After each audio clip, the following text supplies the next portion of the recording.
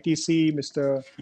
Mohit Anand, co-chair FICCI Food Processing Committee and MD Kellogg's India, and Mr. Siraj Hussain, former Secretary Ministry of Agriculture and Food Processing Industries, Government of India, my colleague Jyoti Vij, all the participants at this 13th Food World India Global Convention for Food and Business and Industry. It was just little less than a year ago that both the President FICCI and me were present physically in Mumbai.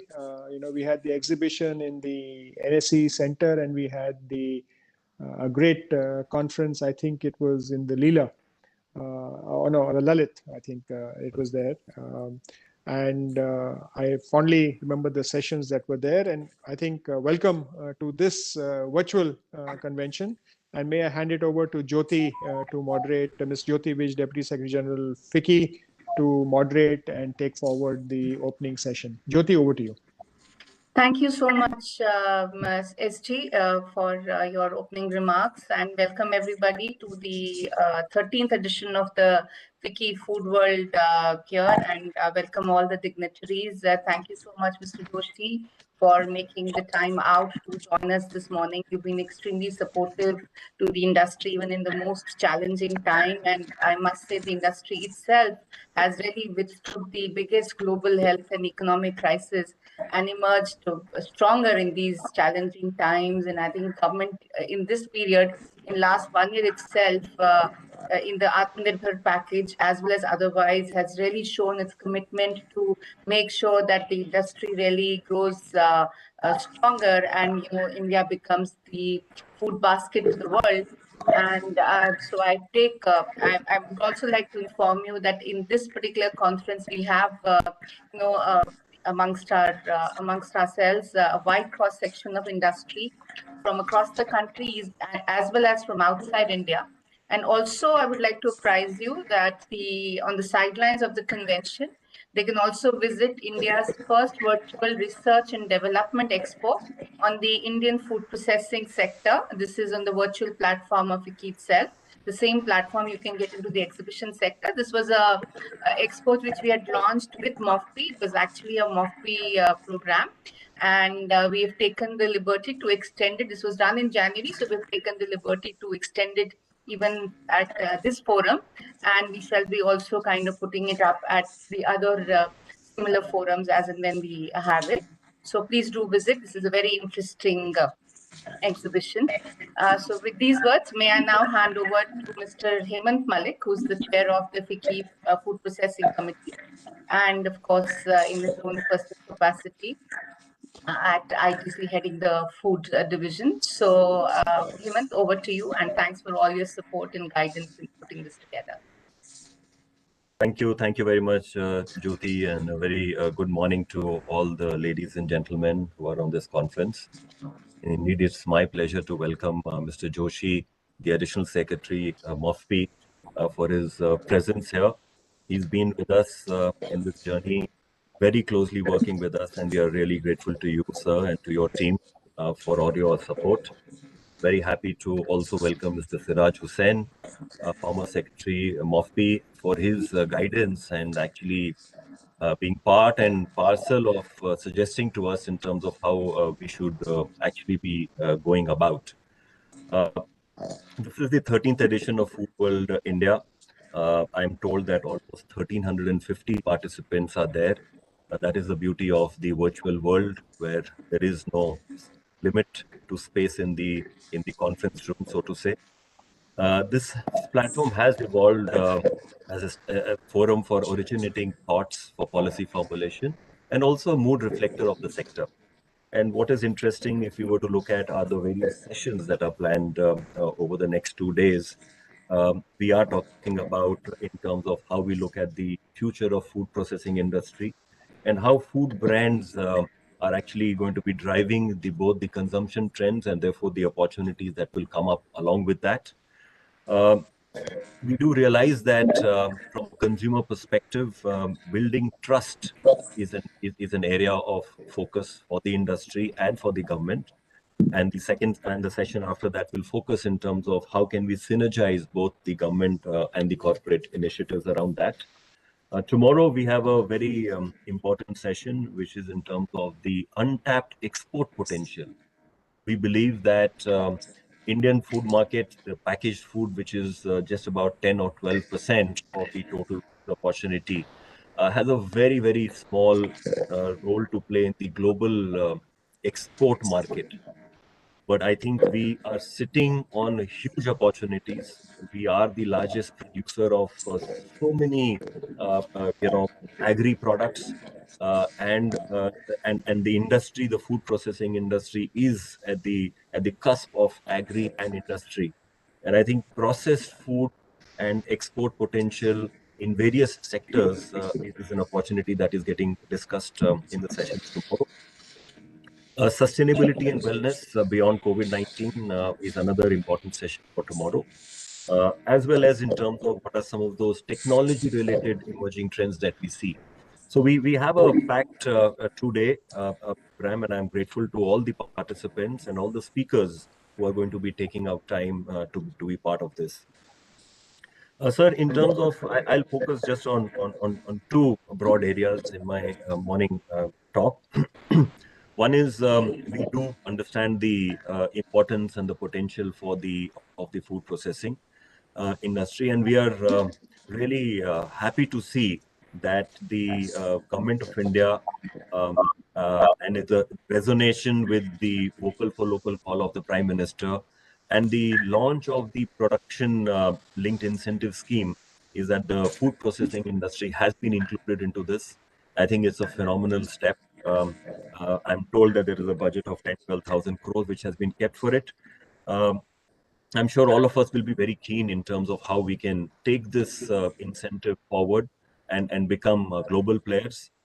As industry, we have engaged with you and Sir Mr. Joshi and Mofbi, and I think the opportunity is in almost every sector of food processing, and it'll be great if the various all the aspects of the industry is covered rather than only some of the sectors which can be covered. Uh, I think one big area of COVID, I think the learning, we've all been through it. We have all seen how the first quarter and the second quarter went. Today, we can say that the industry is back to almost just about normal. There were only a few sectors which did very well in the first and the second quarter. But overall, we can see now, as from Nielsen report, that the industry is coming back to more or less the normalcy that it had in the year back. Having said that, there are challenges in front. Some of the commodity prices are really shot up. We know that edible oil is almost up by 57, 70%. Recently, there is a big pressure on both the packaging material, and packaging material is a large component of cost in food, both in terms of the laminates in which food packaging takes place, as well as in the carton boxes in which you pack. All these prices have gone up by 40 to 50%, which I think is going to make an impact in terms of how pricing takes place. So we believe there could be that inflation will get carried forward into price. So that is something that we have to see in terms of how that makes a difference to the volume growth. But we also understand that these are commodity; they have a cycle. So there are times when they'll go up and the times that they will go down. I think one important area that I want to talk about is the consumer, because consumer is finally the engine of economic growth. And when you look towards the current trend of the Indian food processing, we are seeing a paradigm shift due to the global demands for food safety, for increasing food security, increased demand for higher quality and sustainability and reliability of supply chain. This become even more critical post COVID-19. We also find a fair amount of changes that have taken place in consumption patterns. The whole aspect of health and hygiene, we saw a huge uptick in terms of immunity kind of products. And we also find that, the awareness on health and wellness, evolving lifestyle changes, uh, and there is something that is going to transform the packaged food industry. One way it will transform is because a lot of unpackaged will move towards packaged. That is one aspect. The second area, the way it can transform is the way how our marketing and communication and product value proposition are going to evolve, because this is a trend that you can see. And therefore, it is also about, it's about eat healthy and live healthy is the widely accepted mantra for living healthy in today's time. Further, we find that this work for home culture, that has been a rapid shift in consumer behavior and even in their eating habits. There is an impact which has happened on the on-the-go consumption. On-the-go consumption as a trend has been down by almost 25-30%, and now with COVID resurgence, I think this particular segment, which felt that the bad time, so to say, is over, has to see. But I think government's announcement of 45 and above to get their shots from 1st April onward would be a big relief. We are finding snacking in between meals is increasing. We are finding, as I mentioned, switching to healthier eating alternatives, growth in pre-cooked, ready-to-eat meals, as well as some impact in terms of consumption of organic food. I think the concern around preservatives, around health is increasing, and therefore these are host of new opportunities, because from the trend and in terms of how you convert the trend and make into something useful for yourself, able to craft new products. And I think it's quite interesting that when we look at Nielsen data, in this COVID time itself, almost 3,500 new products got launched in the food space. Out of which almost, half of them were around, so to say, the health and hygiene kind of an arena. So marketers are responding, manufacturers are responding to this demand of this consumer. But one important responsibility also of the industry is that India has two challenges. There is a challenge of diabetes, there is a challenge of obesity, as well as there is a large part of India which suffers from malnutrition. And what was interesting is, even if you see the NFS 2020 report, and if you compare it 2015, actually there has not been much significant improvement. So when you look at some simple requirements like vitamins, like iron, and that remains at almost 50-60% of India remains iron deficient. And this is not limited only to the lower SEC, so to say. It's quite split across men, women, across age groups. And I think this is an important area where manufacturers can work onto it. And therefore new trends in sustainability, in health and wellness and convenience are some key pillars that will drive formulation, packaging, marketing in the food and drink industry. I think towards this, it's very important to also talk about the role of FSSAI. FSSAI has been an equal partner in terms of right from the COVID time to come up with very clear regulations so that the entire food, packaged food, could be part of, so to say, the essential commodities. But I think more importantly is the global benchmarks that FSSAI is bringing in to make sure that Indian food products and standards are similar to what the global benchmarks are. And a lot of changes have happened in terms of creating a digital ecosystem, which is further helping in, I would say, ease of doing business, in terms of licensing, in terms of creating a registration portal for import clearance. And I think right now, there are areas, of course, that we work very closely with them.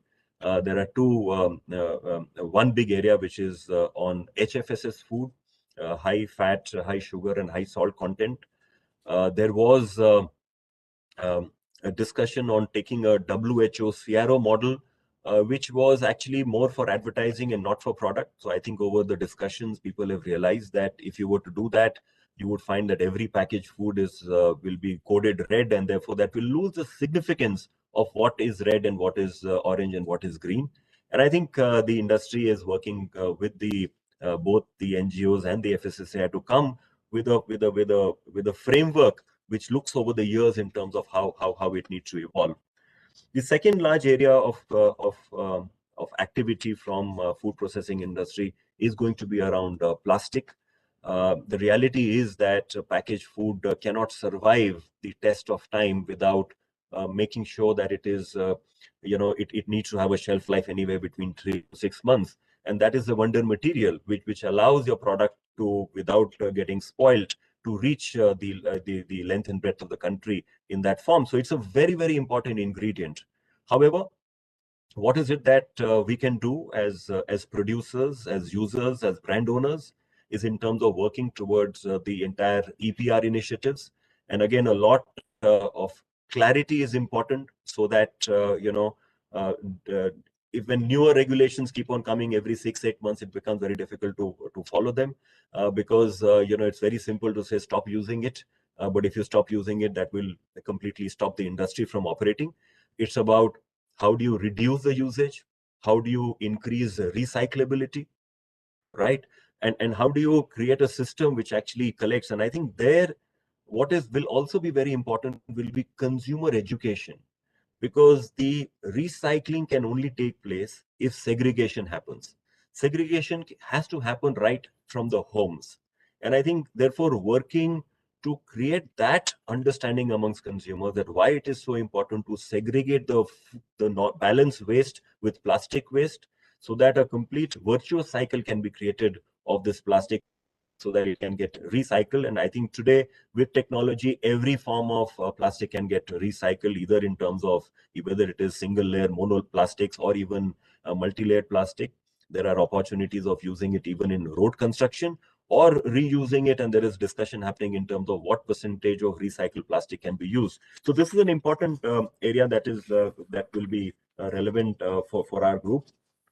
These were some of the points that I wanted to make. I would again like to welcome all of you, and look forward to a very good next 2 days of session and learning from each other, and look forward to hearing you, sir, Mr. Joshi. Thank you very much. Thank you, Hemant. You've highlighted some very important economic as well as the other challenges which the industry is facing, and many opportunities that it has. There are, of course, some policy changes or policy challenges also that you talked about. I think most important, the plastics one, and a lot of support which the government has also extended in the past. And we do hope some of these will find attention of the government, at the appropriate time. So thank you again. May I now move to Mr. Siraj Hussain, who's the advisor to FICCI's food processing work, and of course, former Secretary, Ministry of Agriculture, as well as Ministry of Food Processing. So, Mr. Hussain, over to you for your remarks. Thank you, Jyoti. Mr. Manoj Joshi, Mr. Hemant Malik, Mr. Mohit Anand, and friends, thank you very much for inviting me. And I hope that there will be useful deliberations. Actually, Food World is a very exciting event on the calendar of food processing industry. It is unfortunate that we are again meeting through video conference, and physical exhibition is not possible. So, Mr. Joshi, I will request you, whenever, hopefully next year, the Food World is organized by FICCI, please do find time, irrespective of the ministry in which you are Secretary to the Government of India. Please do come next year. So we must realize that we are going through very difficult times.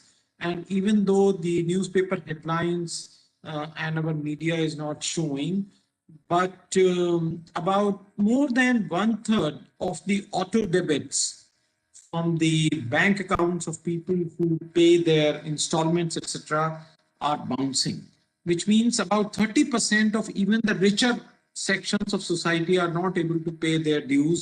And therefore, it is really creditable that food processing industry is not finding itself in much of their stress. My own sense is that the unorganized section of the food processing industry, which is not very well represented in such conferences and deliberations, would be going through real stress. So Mr. Joshi may like to find out from the state governments what is happening to the unorganized sector of the food processing industry, because it is possible, I really do not know what is happening out there, but it is possible that they may be taking a very big hit. Secondly, even though we do not appreciate it, but a report produced by IFPRI, about which I had also written an article on, which compared the EAT Lancet Commission guidelines along with what is happening in India as per the 2010 11-12 NSSO data. As you know, the consumption data last year was withdrawn by the government on the ground that it is not fully reflecting the real situation of what is happening to consumption expenditure. So unfortunately, we do not have any recent data. But the last data of 11-12 NSSO found that in urban areas, about 12% of calories are coming from the food processing, processed food in urban areas, and 9% are coming from the 9% calories are coming in rural areas from the processed food. Now, the most surprising thing, even I was surprised, that 30% of calories in the highest monthly per capita expenditure bracket in urban areas, about 30% is coming from processed food. And in rural areas, 13% is coming from processed food. So processed food is contributing a lot of calorie consumption in the urban sector. And that is why you find that the processed food industry did an exceedingly good job during the lockdown. They worked really hard. They navigated different state governments, collectors, senior superintendents of police, police constables. It was such a Herculean task at that point, but the industry really lived up to its promise and they navigated that. But I found that the food processing industry was not as badly hit, the organized sector, in terms of the capacity utilization.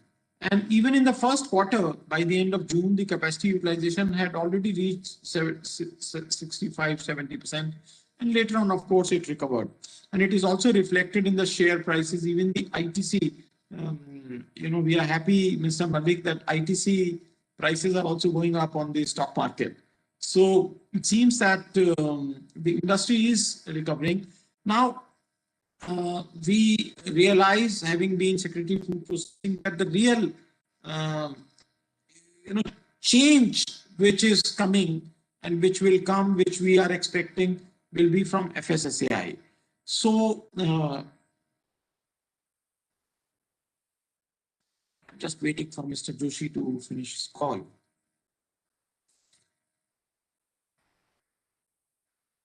So Mr. Joshi, this FSSAI recommendation about color coding is very much on the cards. Now, I'm sure you know the industry perspective on this. So this is something which we will request you to take up with FSSAI so that no decision is taken without adequate consultation with all the stakeholders, so that everybody has time to adapt and adjust. It is not my case that the consumer should not have a choice, should not have the required information to know which food is high in, fat or sugar, etc. But we must give time to the industry to adapt, and we must see the best practices followed in other countries. So I do not know, Mr. Malik, if Additional Secretary Saab has been adequately briefed about this, but if not, then maybe you should seek time and have a physical meeting with him so that he can take it up. I think it's a good suggestion, so we'll do that, sir. With FSSAI. So earlier also we have seen that from time to time, not only in FSSAI but in other departments also, the decisions come so suddenly that the stakeholders are not able to cope up with that, and that creates a lot of problem. So the point I am trying to make is that the highest urban consumers, highest earning urban consumers are already eating 30%, consuming 30% of their calories from processed food. It will only go up as the employment picks up, as women get a higher share in employment. Unfortunately, even in the organized sector, Mr. Malik, as you know, even in the organized sector, women have lost jobs in large numbers. But I'm sure they will come back in the economy as we recover and as action proceeds. So we should expect the industry to engineer more products which can be consumed by working women and which are not harmful to the health. So which have less salt, less sugar, less fat, so that the industry can also say that we are aware of the health issues of the Indian population and we will do our best. I had earlier written, Mr. Joshi, that out of the several food products, one food product which has been extremely successful is the processed peas, mutter, frozen mutter, which is directly procured from farmers. It is minimally processed and it is consumed by almost every middle class household when peas are off the season. So there are several innovations which the industry has to make. And now that the government has come up with PLI policy, we hope that Indian food processing industry will also gear itself, gear up its production and processing and safety standards to meet the global norms. So I'll stop there. We would like to listen to Mr. Joshi, but I'm sure that food world will have Mr. Joshi's presence next year.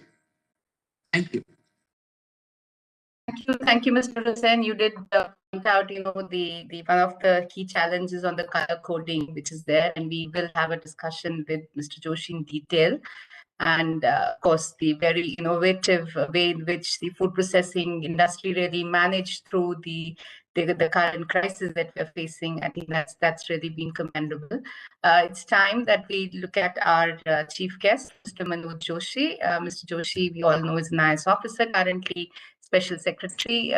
He's been impaneled as Secretary already, and he's been through various ranks and in the government at the state level as well as at the central government level. So therefore, tremendous administrative experience. Sir, may I request you for your address, please? Over to you, Mr. Joshi. Thank you, Jyoti, Mr. Siraj Hussain, Mr. Hemant Malik, Mr. Mohit Anand, and all the participants. And I thank FICCI to invited me for this meeting. I heard what Mr. Siraj Hussain said about FSSAI issues and important issues. Growth areas or trends in which from our perspective, we see in food processing industry. So one which Hemant Malik mentioned about eating healthy. When you go to market at present, it's like, say, in foreign markets, when you went about 15 years back or 20 years back, you would find, or when you go to a McDonald's, you find the cheapest food there. And the cheapest food is the most unhealthy food. And healthier food is very expensive, 4 times, 5 times. Same you find in Indian packed food, processed food industry. Bread at 15 rupees a pack, 5 rupees a packet. So consumer is looking more and more towards healthier food. And our middle class consumer, whatever be the numbers, is looking at healthier options. And because the healthier options have smaller volumes, the prices are much, much higher. Now that is whether you find a millet-based products or multi-grain products or any other like juices which are have more fruit in that, these are far more expensive. So that's why probably hindering, despite a large consumer demand, hindering their growth, and probably volumes would change the pricing structure and change the consumer demand. So this is one area where there is a very large growing trend, but there is also an issue of credibility of what we call as a health food. Whether it's organic, whether what we claim as a millet-based or healthier options, I think one has to be careful about that we don't lose consumer credibility. So, because without which consumer wouldn't be willing to pay premium. So I think that's a combination of ensuring in a standardized way what we call as a healthier food. I think is very, very important. Uh, I don't think regulatory approach is the right approach for that, but probably industry could set up its own levels of standardization where consumer could be assured of what they are buying. Right now, they are not. So I think that would really fuel the volumes and change the pricing structure, change the demand structure. I think that's one area which is a big growth trend for the industry and requires a navigation in a particular way. Because consumer is very concerned about pesticides levels, very concerned about what healthy food they are eating. There is a large consumer segment which is concerned about this. Second area which Mr. Siraj Hussain mentioned about peas and all. It's one of my favorite areas of fruits and vegetables because having a direct linkage with farmers and our entire emphasis of government on benefit coming to farmers. So you can divide really the food products into two segments. One is which are cereal based or non-perishable based, and other is whatever is a perishable based. And I think the perishable based is which would really increase the farmers' income levels. And that's why all these government's initiatives, whether on the APMC side or contract manufacturing side, is focused on that. And that has a lot of challenges. I think one of the foremost challenge, our prices of perishables are higher than international prices. So when you compare a processed food in perishable segment, if it is more expensive than fresh produce, you won't see consumer buying it. You won't buy a tomato pulp if tomato is cheaper. So when I go and buy a small 200 ml tomato pulp, which I see say in Mother Dairy, Safal stores in Delhi, it's about 125 rupees a liter pack. So 200 ml is 25 rupees a pack. And tomatoes are selling at say 30 rupees a kilo. So why would anyone buy a pulp, a puree for 125 rupees a kilo? Obviously, tomato, you require far more tomato to convert into puree. So 125 and 30 are not comparable, but for whatever it is, so processed fruits and vegetable prices. One is they are higher in India. That is a challenge. So how do we reach larger consumer segment in this is a challenge, and which our ministry and government of India recognizes it, and we launched this Operation Greens also, but requires, I think, industry and government to work at every level, so that even if we can reduce the price margin between what farmer gets and what consumer is paying, whether for fresh produce or for processed fruits and vegetables. Even if we can reduce it by 20%, may increase the farmer's income to double. So when you really find what farmer is getting for their produce, for fresh produce, and what consumer is paying, probably a lot of products, it's 5 times to 7 times, 8 times is the difference. So I think there is a lot of scope for improving agri-logistics entire chain, which requires intervention at mandi, APMC levels, at the state government level, industry level, transportation infrastructure, cold chain. I think it's a tremendous work required in this area, but the benefits to industry are going to be manifold, and benefits to farmers are going to be even more. So that's one area we need to really work, but it's a very, very challenging area. I think you can't overemphasize on the challenges in this area. So we really need to work on that on the logistics side on this and variety side. So we have ICR institutions who have developed all types of varieties, but we don't find their adaptation in the farmer level because probably the farmer industry interaction has not happened so much. We are emphasizing on FPOs with 10,000 FPOs. Probably FPOs can play that role, but there is a large gap between farmers, FPOs, and industry. And I think it's a challenge for us to work together on that in the light of new legislations in this area, in the light of Agriculture Infrastructure Fund, in the light of Operation Greens, and the entire focus on increasing farmers' income, not through the cereal based, but through fruits and vegetables and allied agricultural activities. So that's another very, very challenging area. Third area, which as I think all of you mentioned about the small producers, micro producers.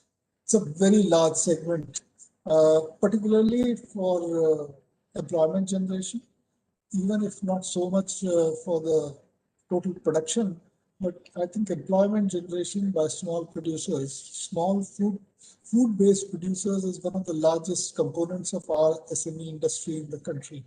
And quality issues are there, productivity issues are there, packaging issues are there. So we have launched a scheme for PM formalization of micro food processing enterprises scheme, but that's a one effort in that direction. But I think whether we talk about a legit Papa type of stories coming out, because it is difficult for a micro producer or small producer to sell their produce in this country. Consumer won't buy something which is unbranded, or if they buy, they would pay a much lower price. While the cost of manufacturing is probably the same, or the cost of raw materials is higher than what large industry pays. So it is a challenge, but the way we see, I think whether we see NREGA or other welfare activities, probably the benefit to the society in terms of incomes and employment would be far bigger when we address micro and small sectors because of the employment potential and the focus on of PM on local for local. I think that's another area which requires probably a lot of partnerships with industry, large industry, with government organizations in providing support. But I think that's otherwise this segment, if they go down in volumes, it would be very negative on employment generation in the country. And innovative foods, a lot of innovation comes, a lot of traditional food comes from these segments. A lot of large industry doesn't produce the type of products which small industry is producing in rural areas or in small towns. So it's a very valuable for traditional Indian food in a lot of areas, as well as for employment. So that's another area which is very important. When we talk of exports, we have very, very small presence in the international market. One reason is we never focused on it. Indian market is large enough. There are big SPS and plant quarantine barriers, disease-related barriers in the international market. Large players never focused on that. It's only the smaller SME type of operators who have gone into this direction. We have never focused on a few brands, few products. We have gone all over. So I think, and coupled with so high agriculture produce prices and a lot of commodities, this is area we have not been able to do much. And wherever we do, it's not for branded one, except for the brand is already big in India and we are focusing on Indian community. That apart, other than that, we really don't have brands in the main markets in other countries. In PLIS, we have production linked incentive scheme. We have created a window for brand building and focusing on products which are more export oriented. But this is one area I think industry put together should also come out with a recommendation as to what would you like from government side. Say 5 products or 10 products, we focus on few of them, focus on their plant quarantine and SPS issues in select markets. I think DPIIT and some effort has happened on that direction. I think CII and DPIIT were working, but that's one area. I think focused intervention would be required because we can't really be exporting everything and targeting every market. We don't really, no one has that type of bandwidth. So if we couple PLIS with effort on few areas, I think that's another area which is very, very interesting and focused for us. But I think overall, I find the government and industry in last 1 year, for whatever reason of COVID and others, have come together in working and probably because of VCs and all, there's a far more talk between government and industry. So I think there's not so much of a talk with the state governments. I think we need to bring them in also because infrastructure, a lot of that is provided at the state level, and so we need to bring them also into this dialogue and focus on few areas and work on that.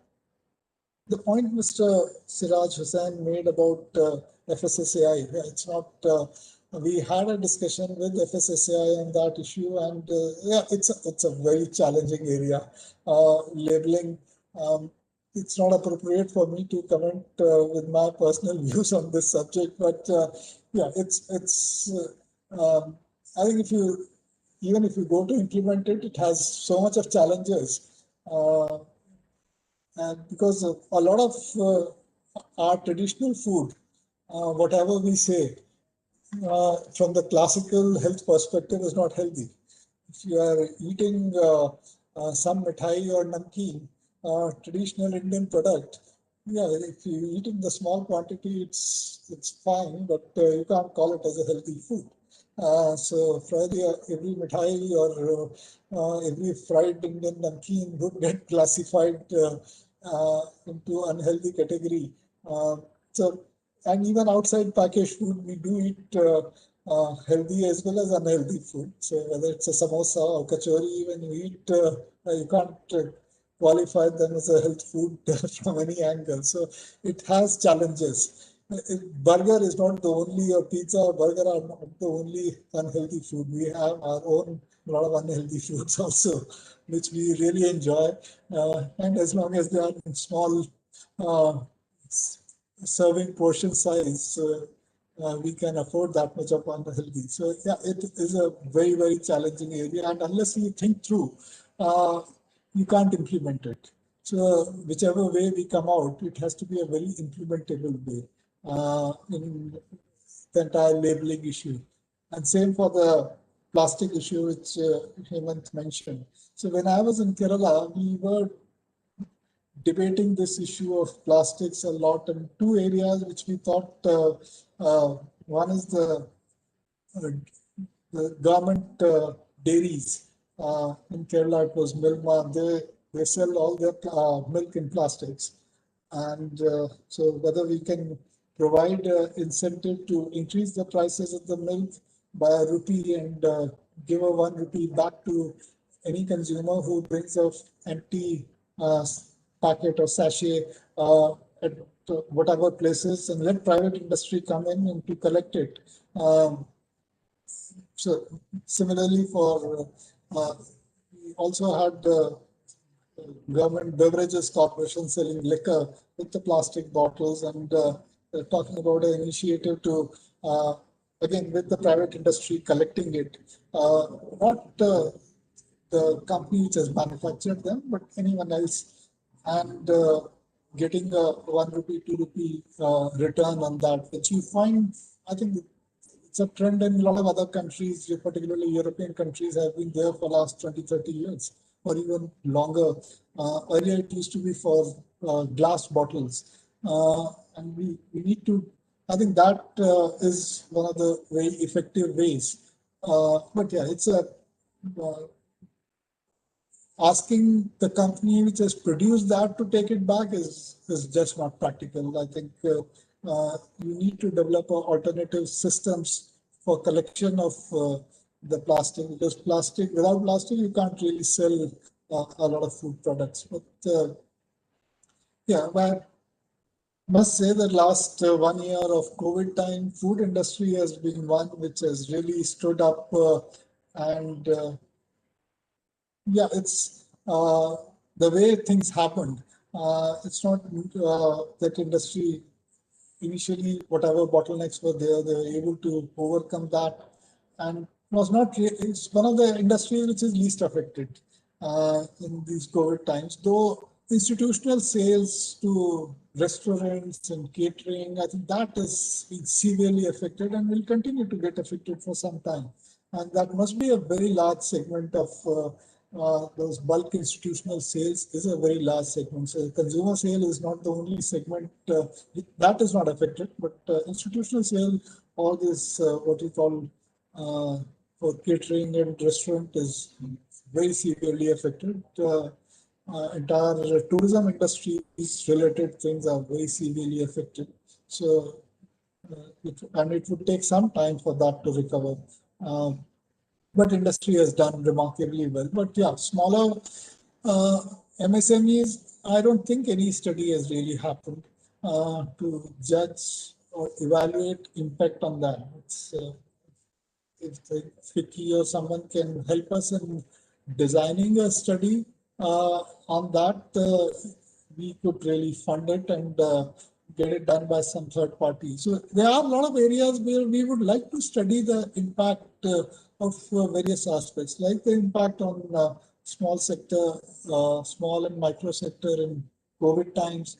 Similarly, when we do things for farmers, so impact on farmers and this entire fresh produce, perishable produce area, a lot of studies and work is required. So we would be really welcome if industry can help us in designing studies on what should be done and what is the impact and what is contribution of different areas, because we it's not easy to design those studies. We are doing one study on wastage percentage on level of processing and all, but I think industry's inputs on that would be very useful.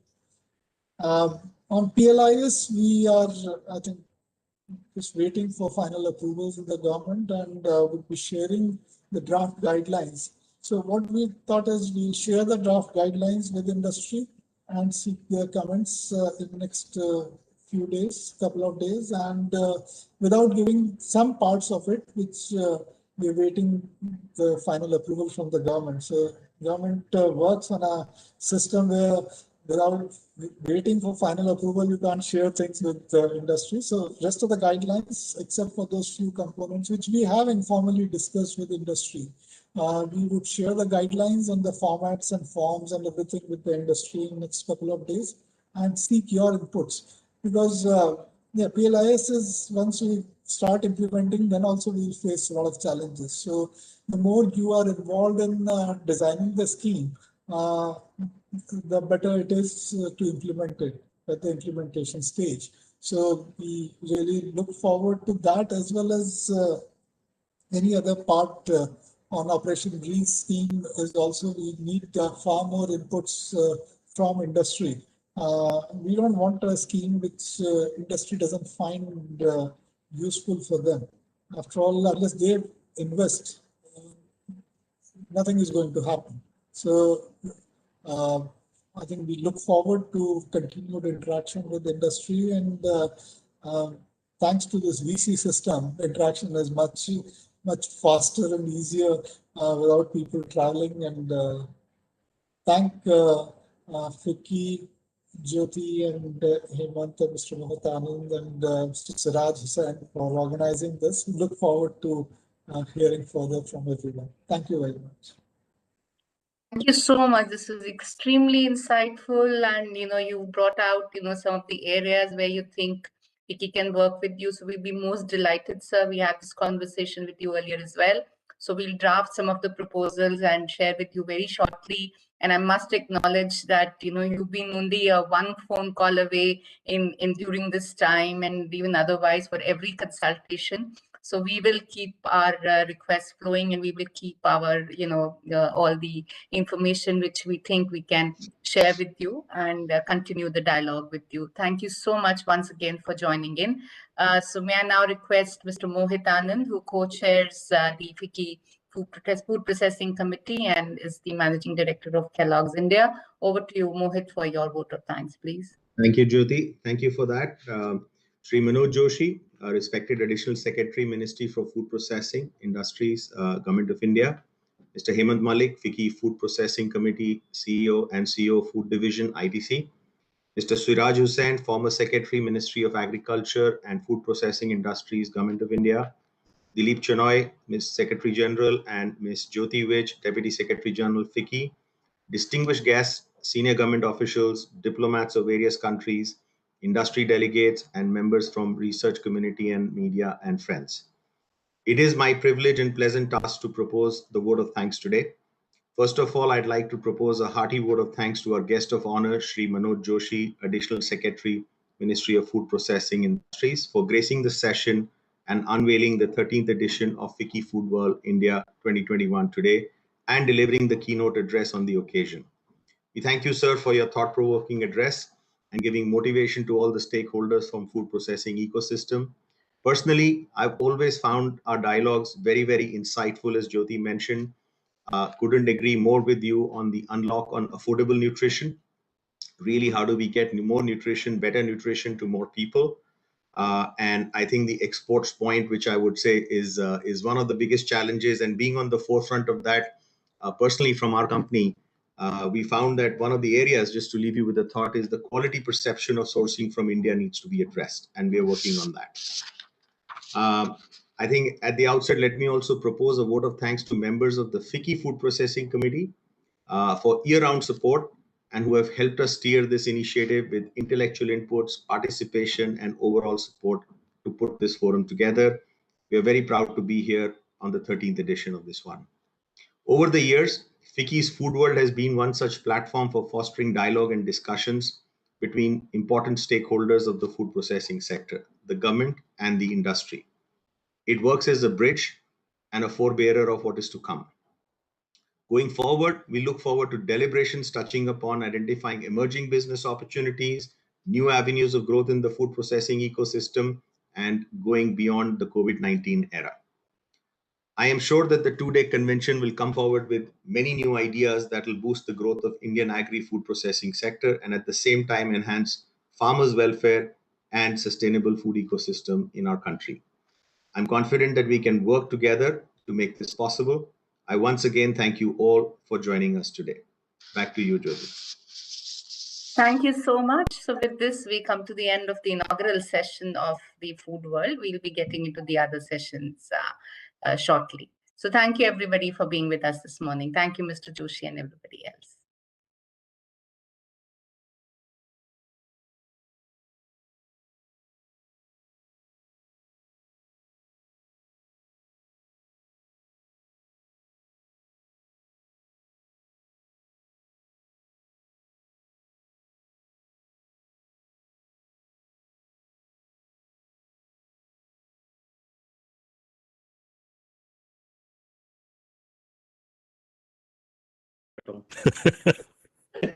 Hi, Sanjay. You're live now. Okay, we are live. Very good morning, everyone. Abhinav Singh from FICCI, on behalf of Food Processing Committee and FICCI, I welcome you all to the session 2, which is on future of food processing industry, how food brands are driving the consumption trends into opportunities. Now I request Mr. Rachet from BCG to please take it over. No, thank you very much, and a very good morning to everybody. I'm Rachit. I lead our consumer and our retail practice for BCG in India. and I'm extremely privileged and honored to be, anchoring this session today. I just, we are running 10 minutes behind schedule, and I've been told that 1 p.m. is a hard line. So we did plan a longer introduction session, but let me actually just take a minute and introduce the very esteemed panel that we have today for this conversation. So I'd like to welcome Mr. Hemant Malik. Hemant is the Chief Executive Officer of the Food Division of ITC, more than a decade in creating ITC's foods for it, and it's also the head for the FICCI Food Processing Committee. Welcome to Hemant, and we really would love to hear your experiences, relevant to the space today. Moving on, a big warm welcome to Mohit, Mr. Mohit Anand, Managing Director of Kellogg's India and South Asia. A very experienced senior leader in the food space in India, and has worked and experienced food businesses not just in India but in many parts of the world. And well, thank you very much for taking this time out today, and sharing all your observations as well as your experiences in the food opportunity in India. Can I next introduce Mr. Richa Sharma, President Richa Arora, President Packaged Foods, Tata Consumer. Again, somebody with more than 3 decades working in wide range of consumer businesses, anchoring marketing and strategic planning for many brands, many different companies. Richa, of course, has been spearheading the entire packaged foods foray for Tata Consumer Products. And I think her experience in recent times of all that has happened, be it consumer trends or be it all that's happening in the channel or in the industry, very welcome for all of us. Thanks very much to Richard for joining this conversation. May I introduce next Mr. Piyush Patnaik. Piyush is the Managing Director for Cargill's oil business in India. Again, somebody who has had a lot of experience working in India, especially in the consumer and the packaged commodities space. So Piyush, thank you for joining in, and we would love to hear all that you are seeing, both from a consumer point of view, from a supply point of view, as well as from an institutional sales institutional point of view. Would be great to get your perspectives. And lastly, just wanted to introduce Mr. Sanjay Sharma, Chief Executive Officer, MTR Foods, and somebody with a lot of experience in the relevant space that we're going to talk about today. And Sanjay would love to hear about how, not just from an MTR perspective, but also how are you looking at the food businesses evolving in the next few years or so. So I think I just wanted to keep the introduction short. Thank you very much to everyone for joining in. I of course led our consumer and retail practice, working in both FMCG as well as in the grocery retail space for a while, and extremely privileged to anchor this conversation. So let me move on. I just wanted to quickly start off with the panel with a set of questions, but a quick prelude. And I think the one number, as I was preparing for this conversation today, that struck my mind was $600 billion. That is the number which is etched in my mind. That's the incremental growth of food consumption projected in India over the next decade. That's no mean number. $600 billion is actually the size of many country GDPs, and that is what India is expecting as an incremental consumption going forward. I think the even more interesting fact here is that a significant part of this value is going to be in the branded and the package, and hence India is actually expected to add anywhere between 130 to $200 billion of this value is going to come in through the branded packaged FMCG. That's practically twice of the current size of the industry. Some of these numbers are quite overwhelming, But these are, this is on the basis of not some simple mathematical projections. They're on the basis of how a very favorable India demography, a very favorable macroeconomic conditions that we are in, and lastly, some very interesting socioeconomic factors. For example, women playing a way stronger role in both education and employment are all going to contribute towards. And while I will share many of those as we run this conversation forward, the opportunity set for us is quite real. Having so many people here from the supply side, on this conversation, I think we would love to hear what are the ideas and the initiative to make this a reality. And let me start this conversation first by, by addressing what is there and top of mind for everybody, right? That is, how is the industry actually recuperating and coming back after a potentially, hard though exciting year. The FMCG industry and businesses were also disrupted. Packaged food, of course, was relatively lesser affected. But if I could, pose a question to Hemant around how's the situation now? Has growth and consumption recovered back to normal? And what, from a recovery point of view, are you seeing in the short term? So, Hemant, if we could get your views on that. Right. A very good afternoon to all of you and my panelist friends. Thank you, Rachit, for a very nice introduction.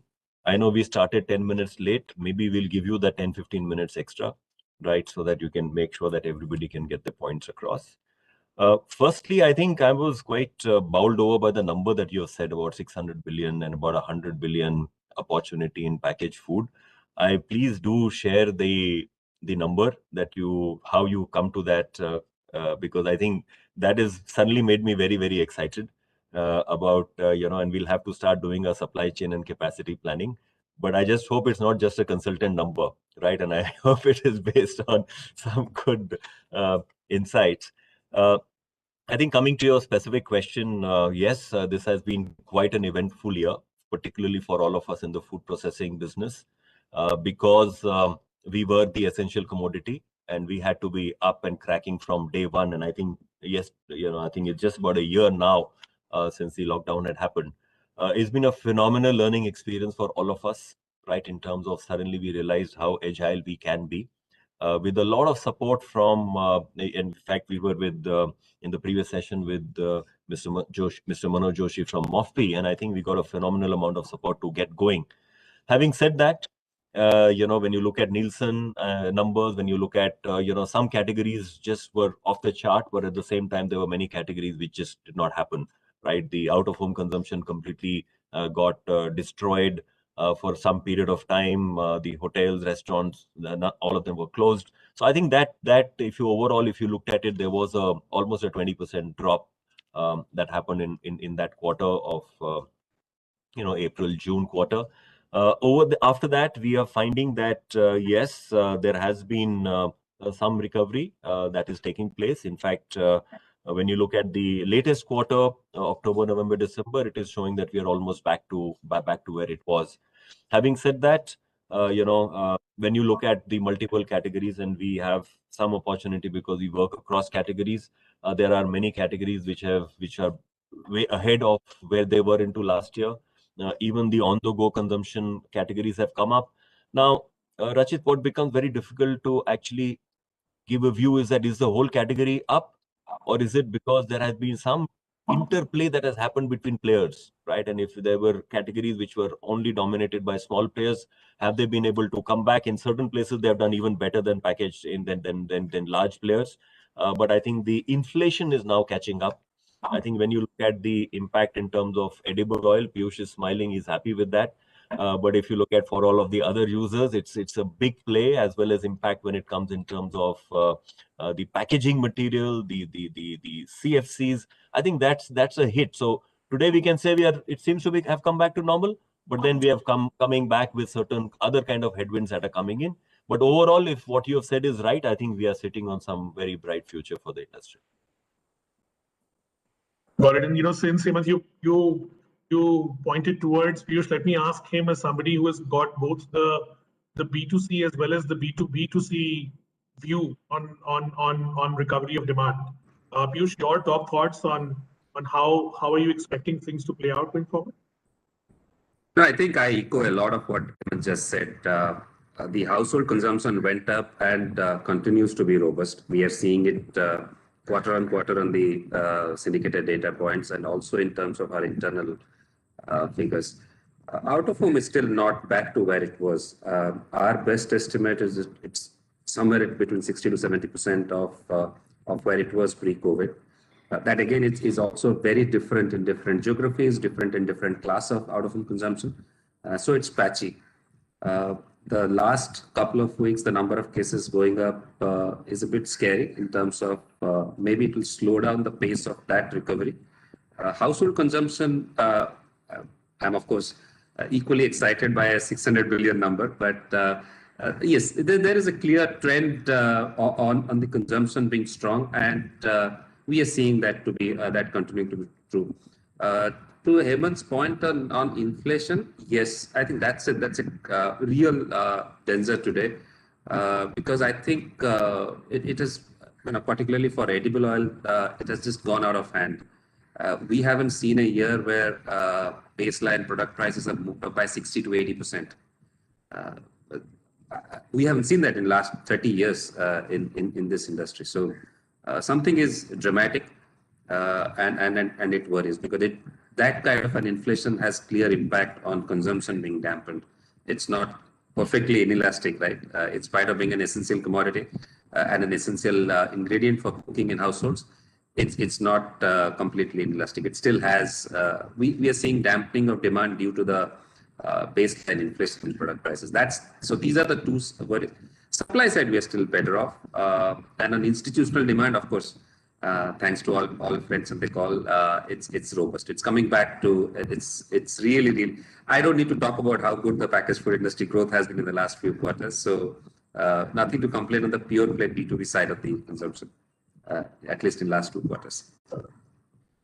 Got it. No, thanks for that, ending on that positive note. And I'm clearly feeling the pressure on the 600 number, but Hemant, I mean, as part of the, the knowledge partnership with FICCI, I think the plan is to, is to write a fairly more detailed report around some of these projections and, the large socio-demographic trends underlying it. So, for everyone on the call, please do stay posted. We will be writing, much more about this going forward.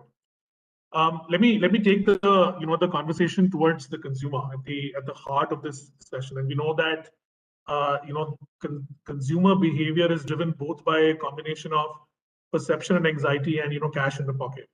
There is, I would our observations have been that the last year has seen wavy movements on both. What have been key consumer trends that you have seen in your respective businesses, and what do you expect will stay going forward versus something which may have been a little more temporal will come back to normal? I think that's the question I would pose to Mohit. Great to see you, Mohit, and would love to hear from you. What your perspectives on the consumer side of it. Thanks, Rachit, and apologies, there were some technology challenges, so I'm joining from my phone. I hope you can hear and see me now. Loud and clear and nicely visible. All right, thanks. And great to see everybody. I think, fundamentally at Rachit, at a level of consumer, in consumer goods and food processing, that we believe there are 3 vectors that really matter at this stage. One is nutrition, second is taste, and the third is convenience. And of course, there's always a 4th vector called value, which is benefit on pricing, right? We've seen a lot of focus that has happened on health and wellness, and enough has been talked about that. I don't think that trend is going to go reverse anytime soon. That's only going to get heightened. It was already on an upward trend. I think what has happened is that the COVID has just enhanced that in the consumer's mind to the next level, and it will probably stay there. And it'll become even more important than what it was already trending as a meta trend across the globe. The second one is really the in-home consumption. It's very interesting what we've been seeing. One of the questions has been is we are seeing an impact on incomes, which is a reality, right? Jobs have been lost, salaries have been cut, but we've not seen the impact of that on our business as much as I would have expected, to be honest, right?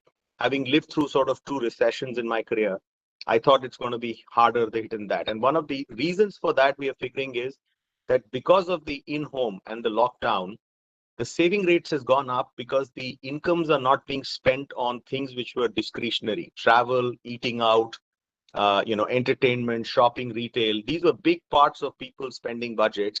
And it's interesting, if you see across the world, and it's true in India, actually saving rates are at its highest in the middle income group, which is then allowing people to spend on health and wellness and food at home, which the consumption has gone up. We talked earlier in the morning, there's about $7 billion of out-of-home food consumption that has now shifted almost in-home, to Piyush's point, because out-of-home is somewhere about 50, 60. Half of that is now, because we're not eating less, we're just eating at home. And I think that then brings the trend, the second one, which is all around, health and wellness, but also convenience and also, as I call DIY, right? So people are experimenting with food now. They want to try out different stuff. I used to go to a restaurant. I don't do that. What can I do at home? So we've seen a lot of that kind of consumption move up in home. And I think that trend is likely to continue till the time, Rachit, we see the impact of the lockdown on the physical movement. And the reality is that it's not completely going to go away. The hybrid system of work from home is going to stay for some time. I don't think we are ever going back to 100% work from office, but it will tail down a bit. It's not going to be as severe as what it looks like. So I think health and wellness will continue. I think the convenience and the taste and the indulgence will continue at a heightened level. Health and wellness will probably continue at a harder trend. The other ones might taper down over a period of time. Got it. No, thanks for that, Mohit. That's very insightful. And Richa, if I could, take the same question to you, as somebody who actually, works with a very wide portfolio of products, right from, branded packaged staples, to going into beverages, into a fairly, premium range of categories. Do you see, from a consumer point of view, are you seeing, differential behavior across these 3 segments or classes per se? So good afternoon, everybody, and thanks, Rachit, for that question. I think the health aspect, which Mohit touched upon, is very real, and I would say it's one of those trends which COVID has accelerated. It was a trend which was always there, but people spoke more about it than doing things which are healthy.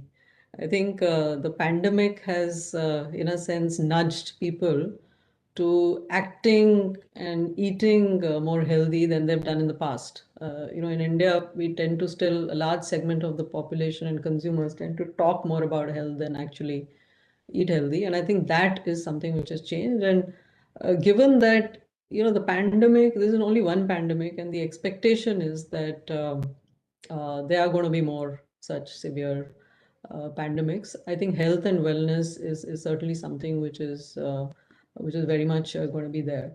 But I think the other things which is the pandemic has brought, and I would say some of these trends have always been there.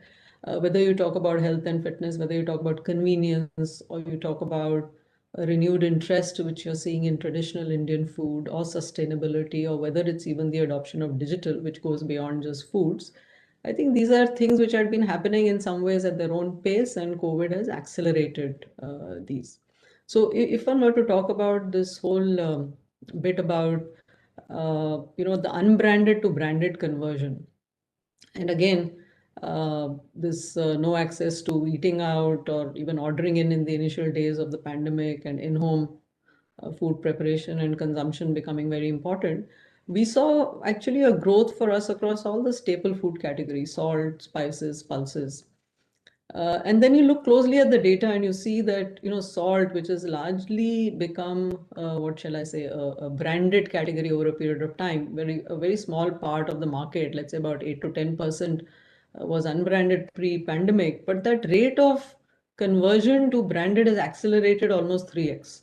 So while the category in some ways has remained flat, but the branded players have grown. So I think that's one. We see that happening even in spices, where for pure spices, there's a 4 or 5 percentage point gain of the share of branded, which is a very, very sharp increase if you look at just a period of a year.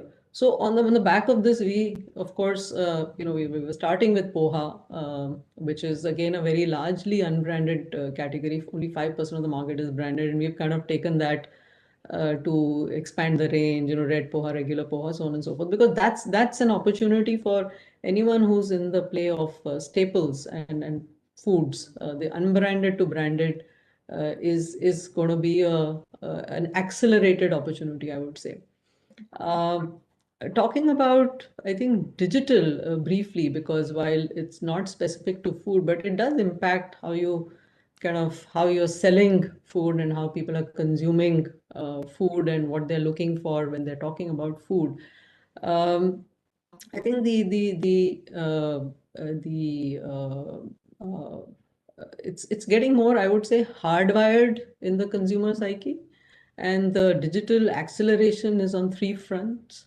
One is consumption of media, 2 is usage of e-commerce, and the third is the use of digital payment systems with UPI as a backbone. So media, 27 to 33% share of digital e-commerce. Our sales doubled from pre-COVID to 2.5% to more than 5% if you look at 12-month data.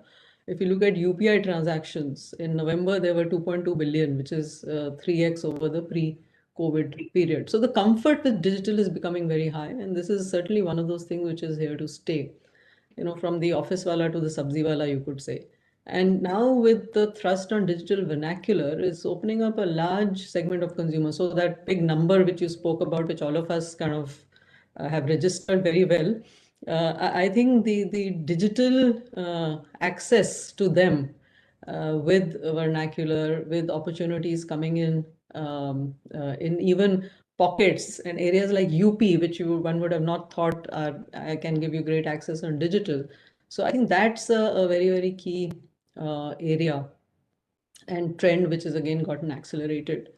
And while we're talking about food and health, I think within health, we certainly see a cut, and that's possibly because of Sampann and the kind of products we've had and where we kind of germinated Sampann from, that there is also a renewed interest in traditional Indian food. We saw this in terms of the searches which were there during lockdown, first 2 quarters of lockdown, 10x increase in turmeric, 7x increase in honey and ginger, and we've kind of read about all of that. And in a sense, it's those 10,000 hours of habit formation. And I think with the prolonged stay at home, people have gotten used to making things which are more nutritious, which delve into the well of traditional Indian food. So while they're experimenting with a lot of different cuisines, which people in the panel have pointed out, they're also going back to traditional Indian food for that focus and for that that connect of something which is nutritious, which helps me build my immunity and kind of enables me to deliver that health which I've always wanted, but now I need. So immunity, health, all those are going to be key themes. Just a quick one on convenience. I think that's one area where possibly, while convenience is fairly well embedded in the psyche, but I think it's going to grow at its own organic rate. We saw initially a huge spike in categories like mixes. The sales were like shot through the roof, and now they are coming back to more normal levels as people get more options open up. So while convenience is still going to be important, that very high spike which we saw in the first 2 quarters is possibly not going to be sustained. So it'll have to grow. It'll have to be pushed in terms of drawing more growth. So these are some of the thoughts, Rachit, and there's sustainability, and we'll talk about that. But top of mind, these are the 3-4 strands which I think are relevant for food processing and digital, of course, beyond food. No, Richard, thanks for that. I think, I do plan to talk about to question as well. We'll talk about that a little later into the conversation, but I'll pick up the vector around convenience about and go to the place and check what Sorry, from Rachit, your voice was not, I think, at least I did not catch the last sentence. No, I was Voice just is saying breaking, that I Rachit. would just like to, bring in Sanjay into the conversation on convenience and, hear perspectives around, what from there is always historically been a bit of a trade-off between convenience and value, and a trade-off between, convenience and assurance, that you've made it on your own. And we are hearing certain trends which talk about that people are actually wanting to do a lot of stuff at home and so on, but in the same way you're also looking or tagging for convenience. In your business, how have you seen convenience as well as some of these trade-offs that consumers are making? How have they played out? So good afternoon, and I hope you can hear me loud and clear. Good afternoon, and thank you for having me here in this gathering. Firstly, I think I reflect a lot of what Mohit and Richa have already spoken out in terms of the trends that have happened. And, while on convenience, that's a very, very big platform for us. We have, and our frame is literally the traditional Indian food space that we work in. With the lockdown, I think what is, I think one fundamental shift, and again, been spoken earlier, has been the fact that, uh, everyone was at home and all the meals are being made at home. So you're not talking about just 3 meals or 1.5 meals that the consumer used to make earlier. But now you're talking about anything between 3 to 4 meals, 3 proper meals plus a snackification opportunity, which comes along with tea, which is there, and that has actually put a lot of pressure on the homemaker. To couple that with, I think the ordering in phenomena, which was actually taking off vertically, has actually came down to a grinding halt, and people were suspicious about ordering in food. There is still, while things have come back to last year's levels, there is still a little bit of hesitancy as far as trusted products and safe food is concerned. And I think, therefore, in line with those trends, you are still starting to see, the convenience industry at least continuing to clip ahead in terms of growth. And I think that is reflective of the growth that our business has actually done. We've had I hear a lot of things from Hemant and Mohit and other people when we talk about the industry things being challenging, but we had a fairly good 2020, both in terms of top line and bottom line. So had an excellent year, and it was largely driven on the platform of convenience. I think we were amongst the pioneers in the industry to have started to drive convenience foods, recognizing the trends in the market, and we were actually quite rightly positioned when the pandemic hit us, and we were able to get ourselves back on our feet and run right ahead, and we were able to leverage the trend of convenience. Now, convenience has many dimensions. I think with more food being made at home, I think convenience has many dimensions. One is a dimension of really just ensuring that I spend lesser time in the kitchen. But the second dimension is about providing variety in the house, because you just can't keep cooking the same meal. So what is the variety? And variety sometimes pushes the limits of knowledge as far as the homemaker is concerned, and especially amongst the millennials who don't know how to cook at all. It pushes the boundaries of knowledge out there, and therefore they are looking for products that actually fill in the gaps of knowledge for them to go ahead and make a particular product.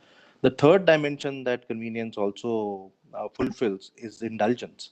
And if you really look at it, Indians are, we are the diabetes capital of the world, and the reason for that is because we love sweets.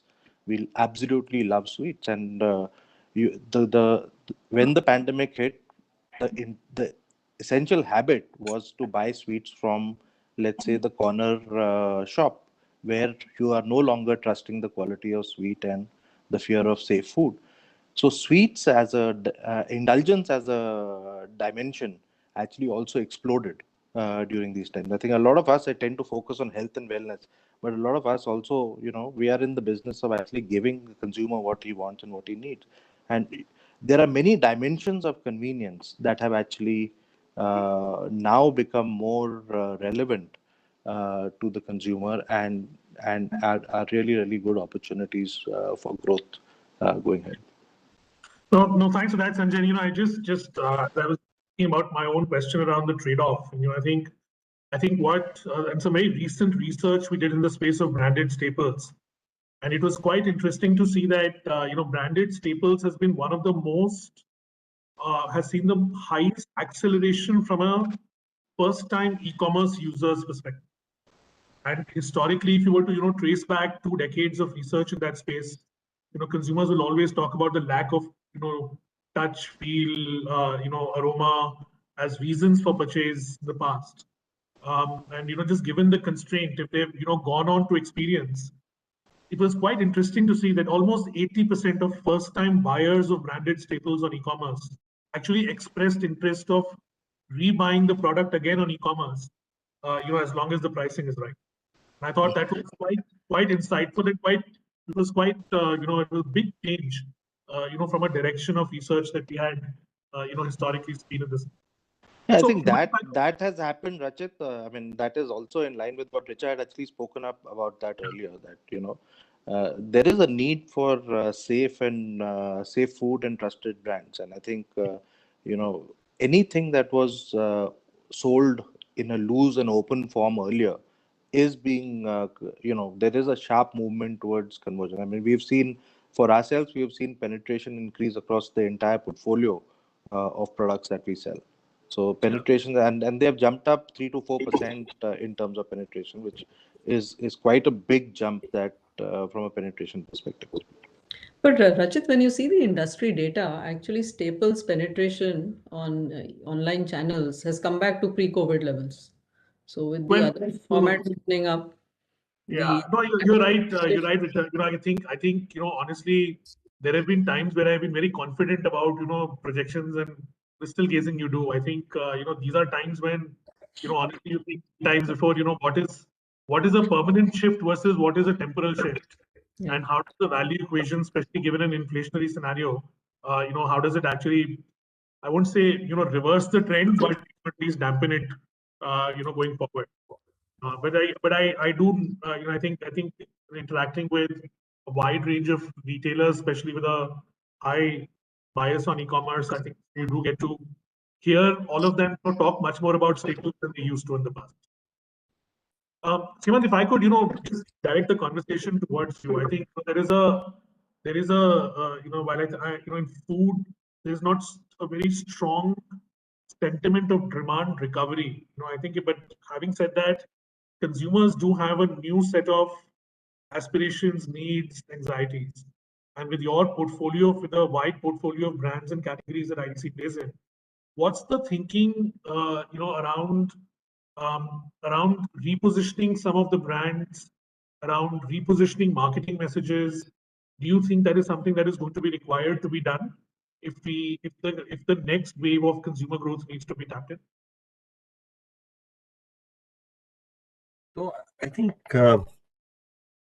we were just discussing about temporary trends and permanent trends.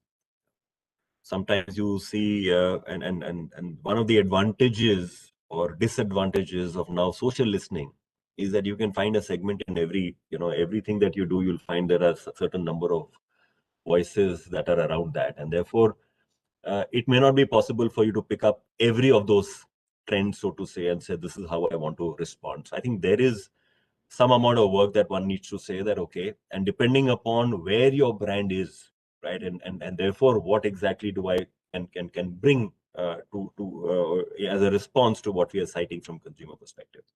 Having said that, of course, there are certain things that are coming in very loud and clear.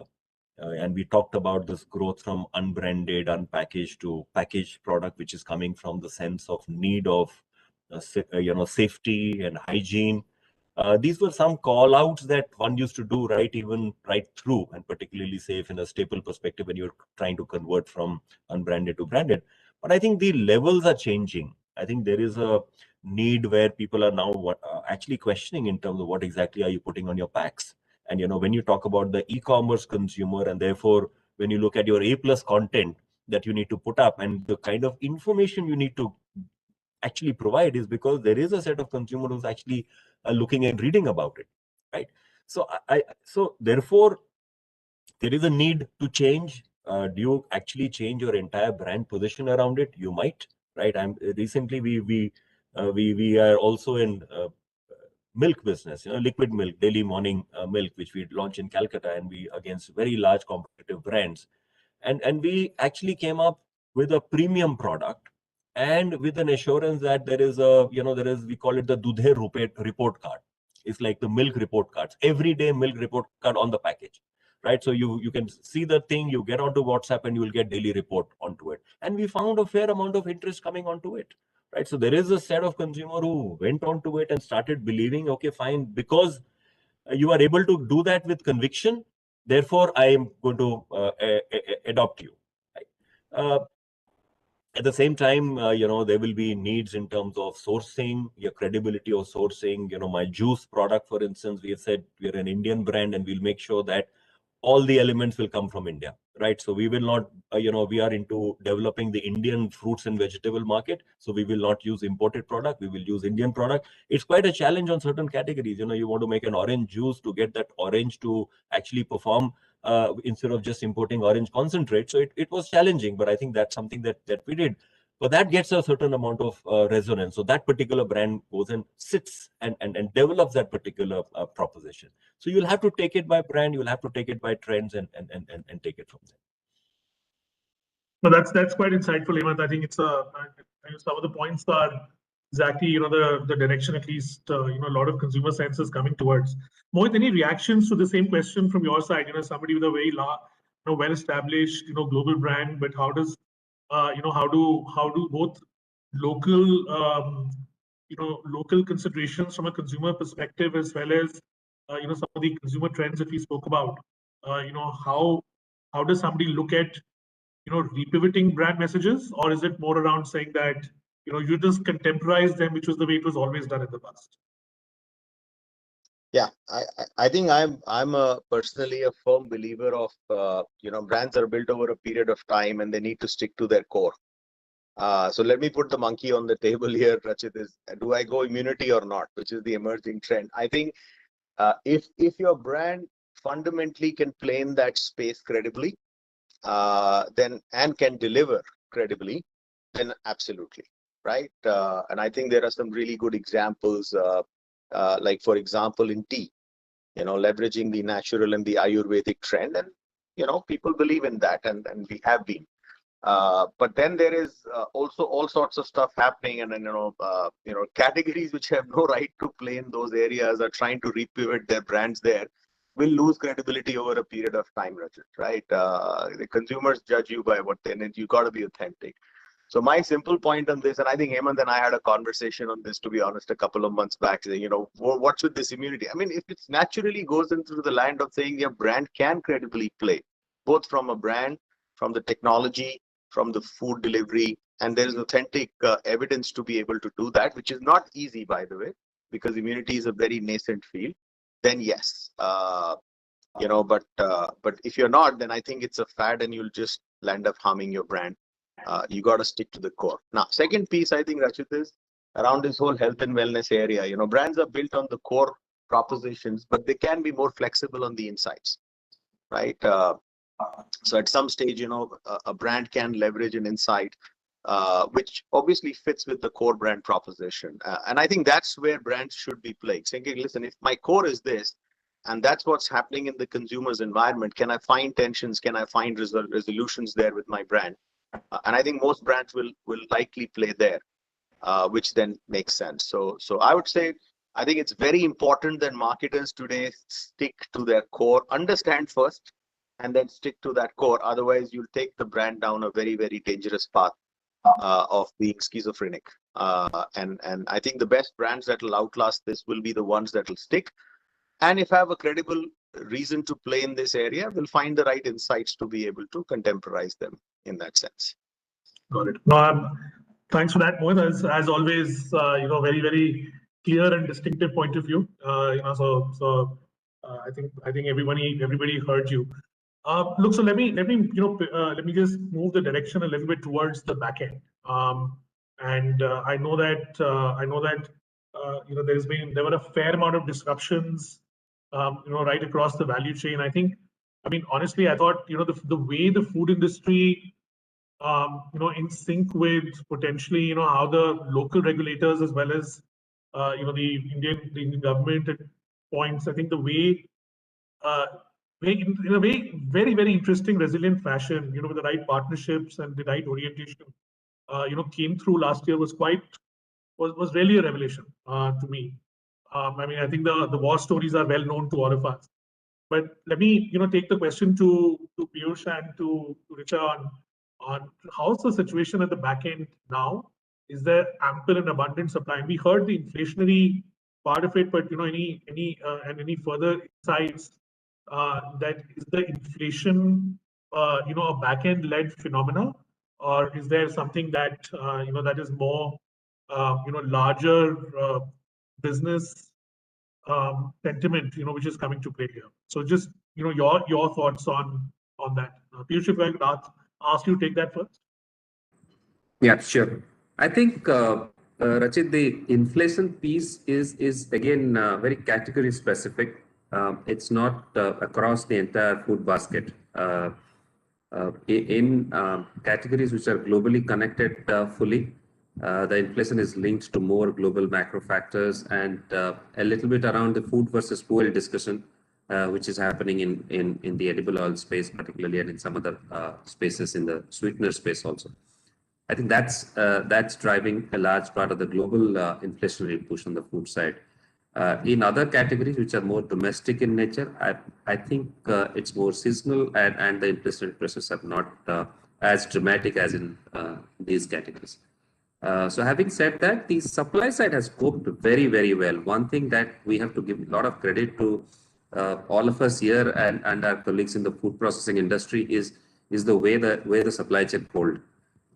It was amazing to see practically every company making sure that the supply chain continues, and it was fabulous work. And of course, we got a lot of initial support from the government sectors and all.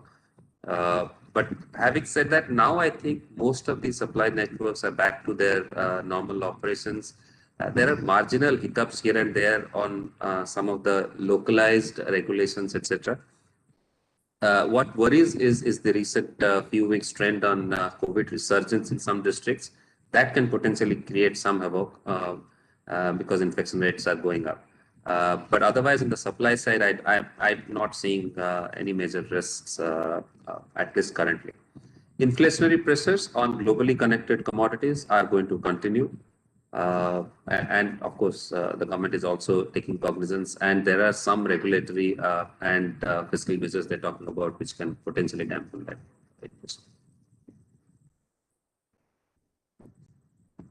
Which any perspectives from you on the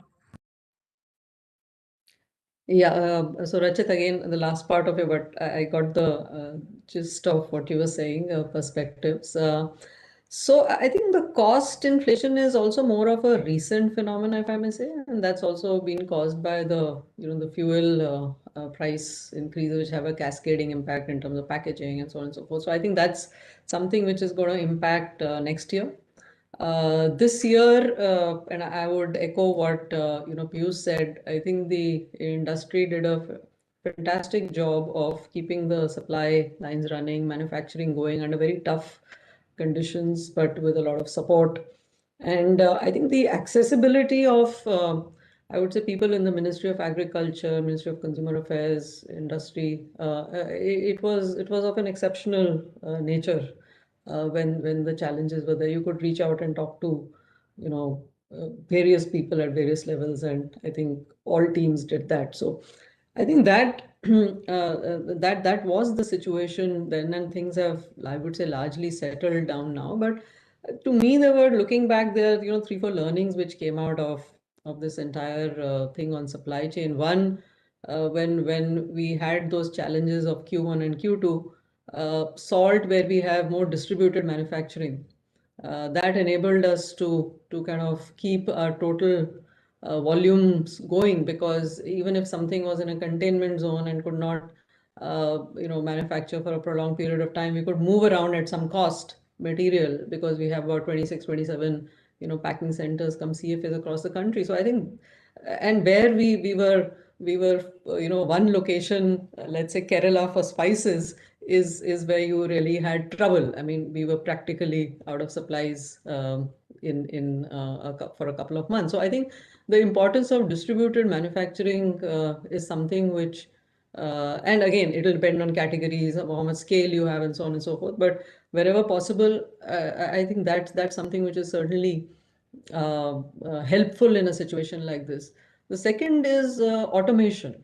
This whole thing about labor, and everyone was the biggest stress very early on, and that continued for a long time. And even now, when we are talking about COVID, it's from that context that what impact is going to have on availability of labor, that more and more automation is the way to go for the future. And I think as an industry and companies which are already on that path, that is only going to be a greater requirement. So I would expect a lot more capex going into automation in the coming years. Related to that is this whole thing about, I would say, digitally managing things. One would have never thought that things on the production line at the manufacturing end can be managed digitally. But like we are doing work from home, I think teams remotely manage that also. Machine repairs happened online, right? We did an ISO 22000 audit for some of our CFAs online. So I think this balancing out of what even in supply chain can be done digitally, and what people need to be there for, and what efficiencies you're able to derive from that, that is going to be an important bucket. And I think lastly is the people, the partnerships, wherever companies had strong partnerships, and I'm sure many people on this call, all people on this call would have that. The struggle was less, because there was an intent and an interest and a desire to kind of continue with that. So like we were talking about the government, or collaboration within industry, I think with your partners, that becomes very important, even as you kind of scale down labor and move towards more and more automation. No, I think great points, which are very extremely insightful, and I think for the audience, I'm sure gives clear line of thought.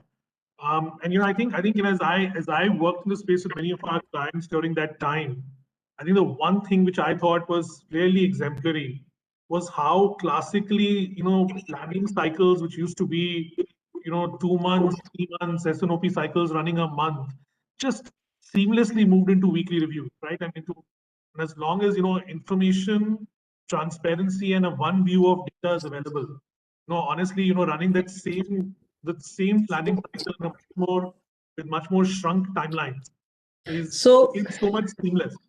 It was quite exemplary. So that's so interesting you say that, Rachit. So we had moved into a daily kind of a cycle, literally, because you needed that daily monitoring. And this is one of those things, we were talking about consumer trends. But I think habits which got formed are continuing. Even today, the supply chain team continues with that daily morning call.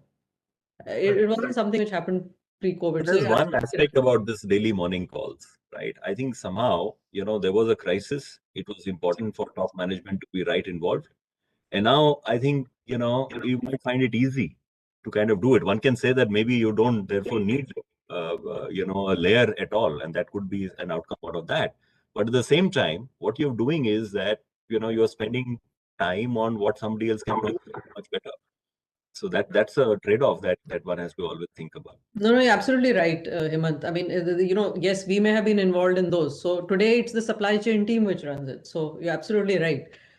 We may not need to be monitoring it, but down the line, I think the teams found value in doing that, and they've continued with it because it's useful for them. Yep. So it's No, great. So I just, everybody who's hearing us in, I do have a bunch of questions which have been streaming in for the panelists. I'm also cognizant of time, so we have about 20 minutes. What I will do is, maybe run a last set of questions with the panelists and then pick up the questions that we've got, from the audience. So let me, I think, you addressed point around digital. We talk about it on the on three dimensions, right? I think there was a question around consumer engagement. There was a second one around commerce, and there was a third one which you alluded to in the supply chain side, which was around being more internally efficient. I know that going forward, this is one of the things which is high in top of the mind. Would love to hear from the different panelists on how and what they believe from a digital perspective. How have they repivoted some of their internal processes, some of the ways of working, using digital as a relevant primary platform, not just for the heck of it. So would love to hear thoughts from him. Mohit, if I could ask you to share some thoughts. Sure.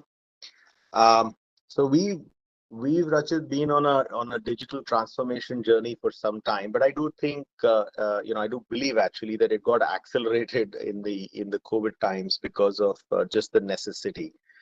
We believe that a simple guiding vision for us in the company is a technology transformation. Let me not just call it digital transformation, technology and data, which is having the right data for the right person at the right time across the organization. So that's simple.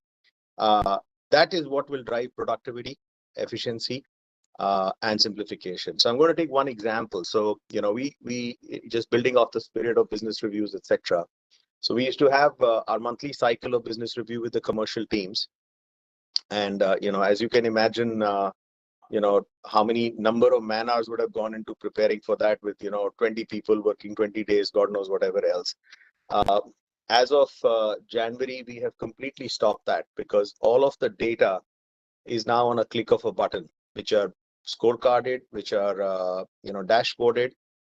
Each and every one of our strategy is viewable on a weekly or latest on a monthly basis based on the data that is available to the right people within the leadership team and beyond. And I think it's driving a humongous amount of simplification and efficiency and agility. It was a large investment because it seems simple, but there was a lot of investment that goes into cleaning the data systems, which are sitting behind this, which is the data spine and data lake.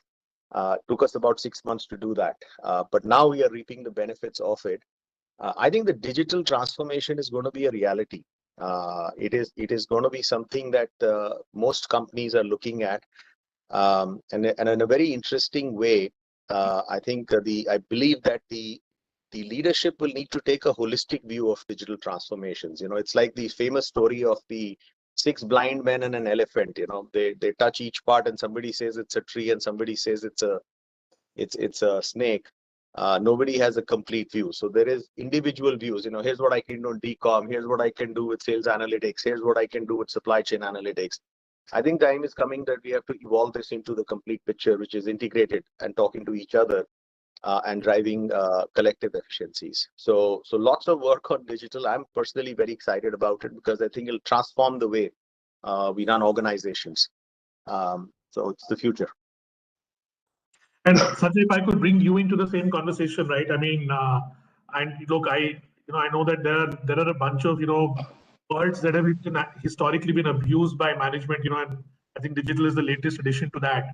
But your interpretation of what is called digital transformation, but more importantly, how have you adapted a combination of culture, organizational culture, as well as specific initiatives within the organization, which are much more anchored digitally?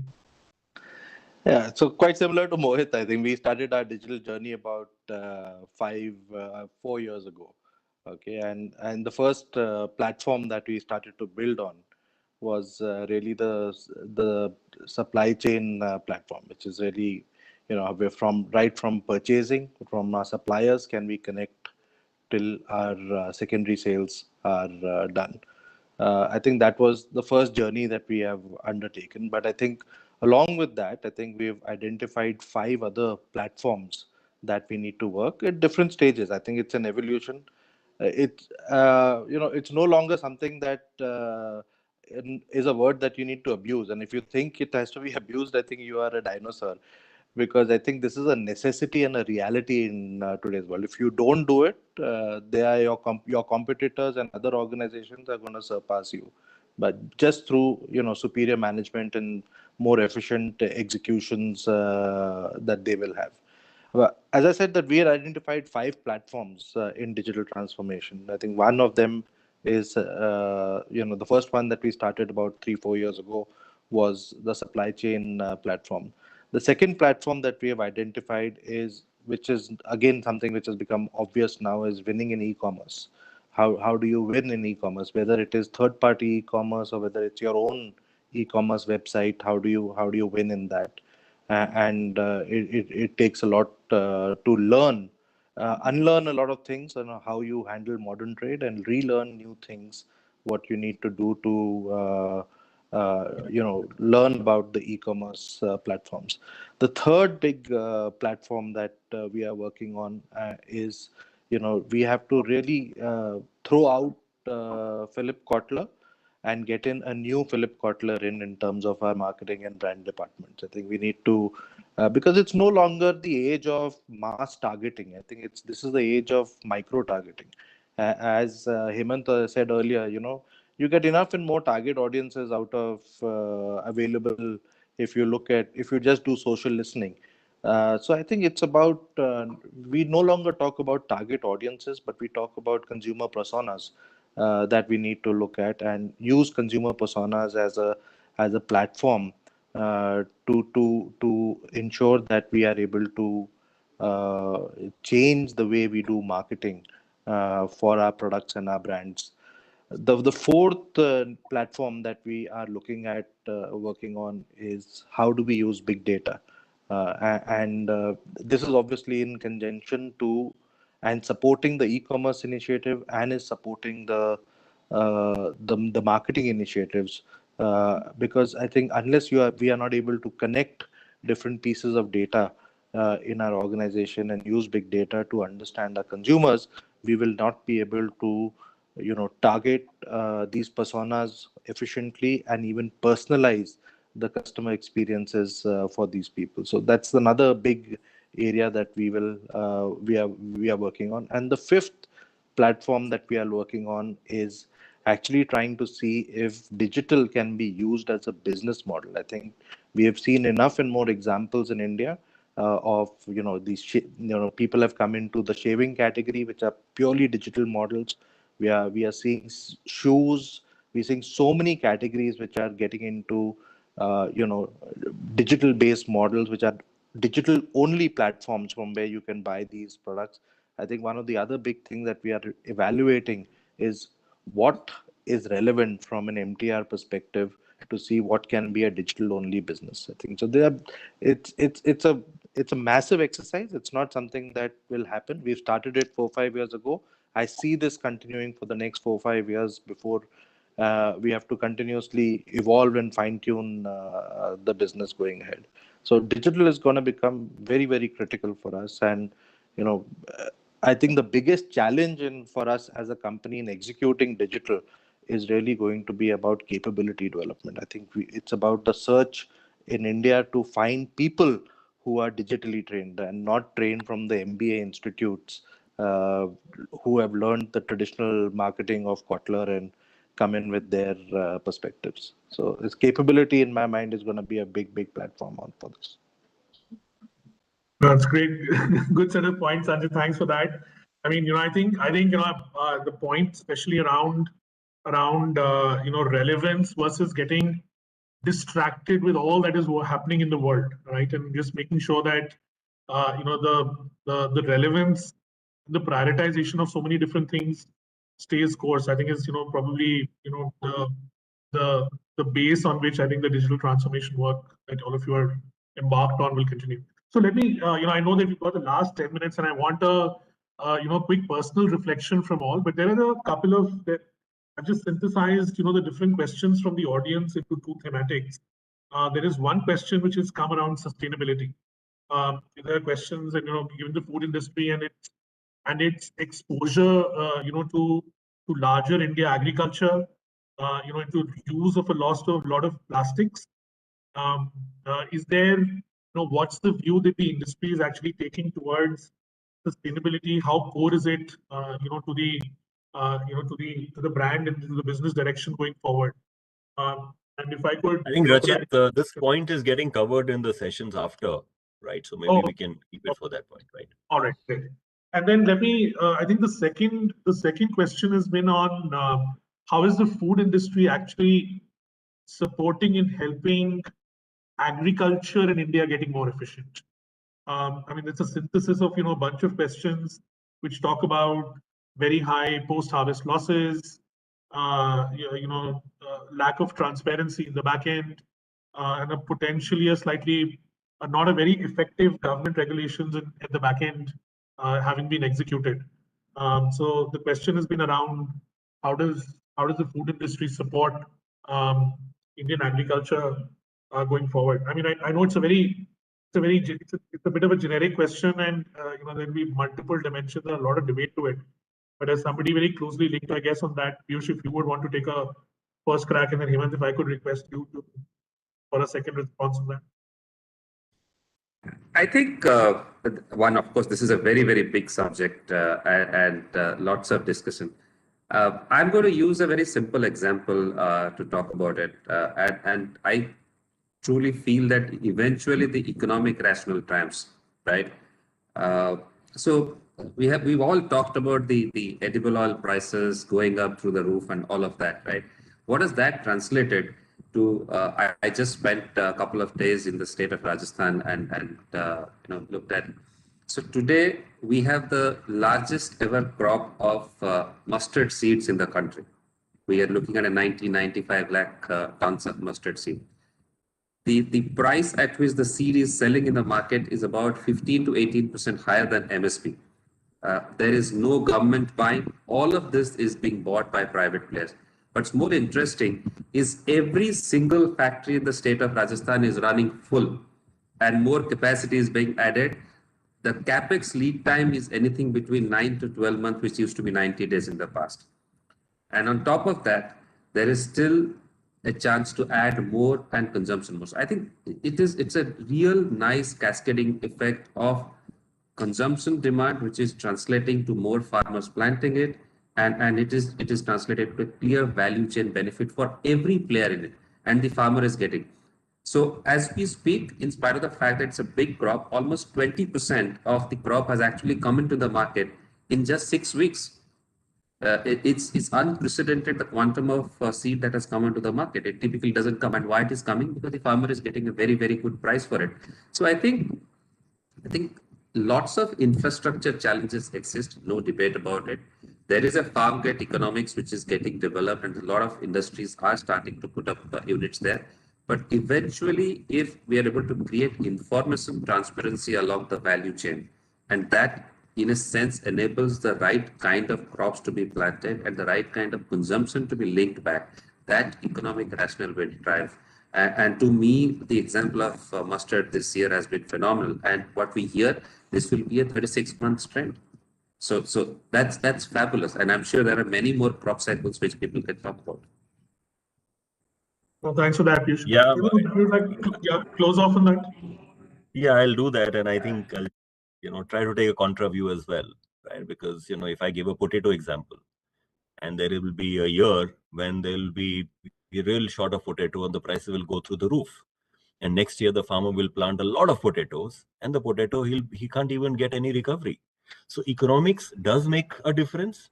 But I think, what the last 2 points that Piyush made, or the last point was on terms of information asymmetry. And second, if I would add, is in terms of infrastructure asymmetry. I think if this information and infrastructure gets onto it. And particularly when you look at, things like fruits and vegetables. And, in the morning, Mr. Joshi was talking about giving some example of tomato puree. But I think if you had that infrastructure, and particularly, from cold storage, the food wastage, and there, I think private sector has a role to play, and it's being ably supported by government initiatives as well. I think, but it's just that in terms of converting some of those initiatives to reality, if that happens, I think that will be, a play that can take place. Of course, economics will always play a role, but I think, the vagaries, we are talking about the farmer. I think to that extent, the economics sometimes, remains advantageous to the people in the middle and not to the grower. And I think that information and infra-symmetry can actually, asymmetry can make a difference. Well, I think very well summarized, gentlemen. Because this is a topic which, hundreds of PhDs will not, give justification to in, 5 minutes. So I think, extremely well summarized. Just to close off, we do have in last 5 minutes, and it's rare to have so many industry stalwarts on a platform, and would just love to hear just a 1 minute version, on your personal take on what has happened over the last year. Right, we are celebrating the birthday of C19. There is there's always been this conventional adage which says that opportunity emanates from crises. And as leaders, how have you looked at that opportunity emanating from a crisis which is practically absorbing 99% of your time doing a lot of firefighting, but actually, taking that time out to say that what's the opportunity ahead. So just a personal take from each one of you, I think would be lovely. Vishal, if you could start with you first. So, so much about opportunity, but you kind of, when you say personal, it triggered off in my mind. I think there were learnings at the personal level and the business level, which kind of coalesced, because life coalesced at the business and the personal level. And I call it my ace of learnings, which is, these three things are important in the best of times, but these three things became even more important during crises. And these are the three things which will also propel, I think, further and forward. And that is agility, that is communication. I think agility is self-explanatory, and we've touched upon it in some ways. I think communication, whether it was with your teams or communication at a personal level, I think that became very, very important. And the third one is empathy.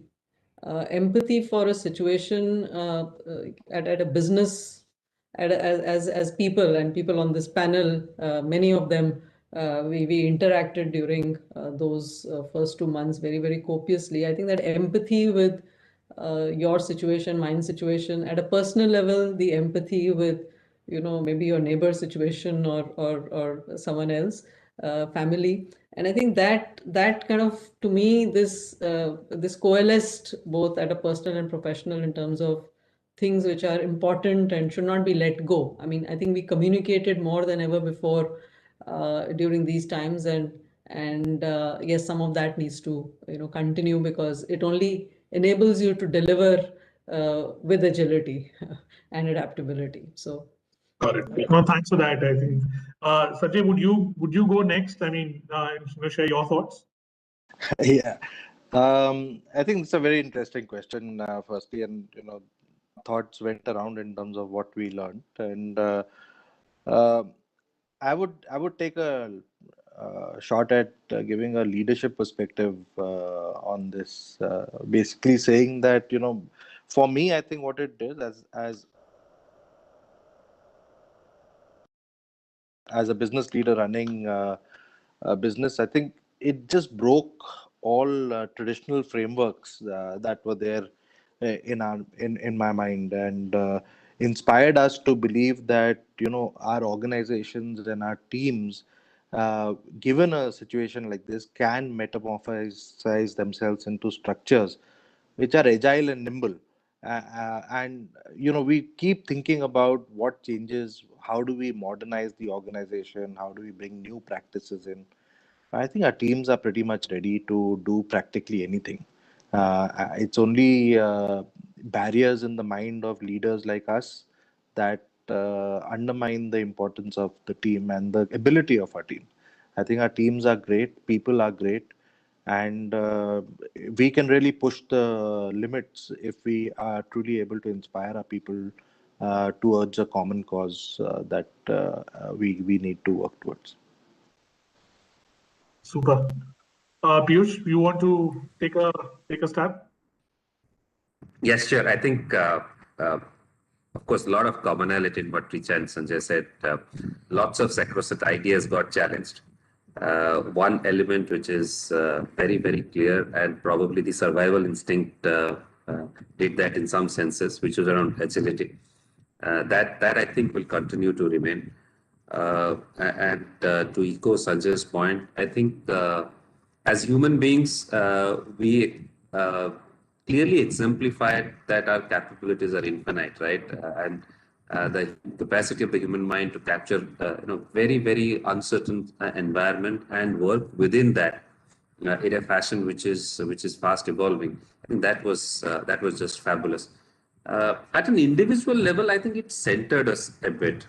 It really centered us. There were clear questions on what is really important, and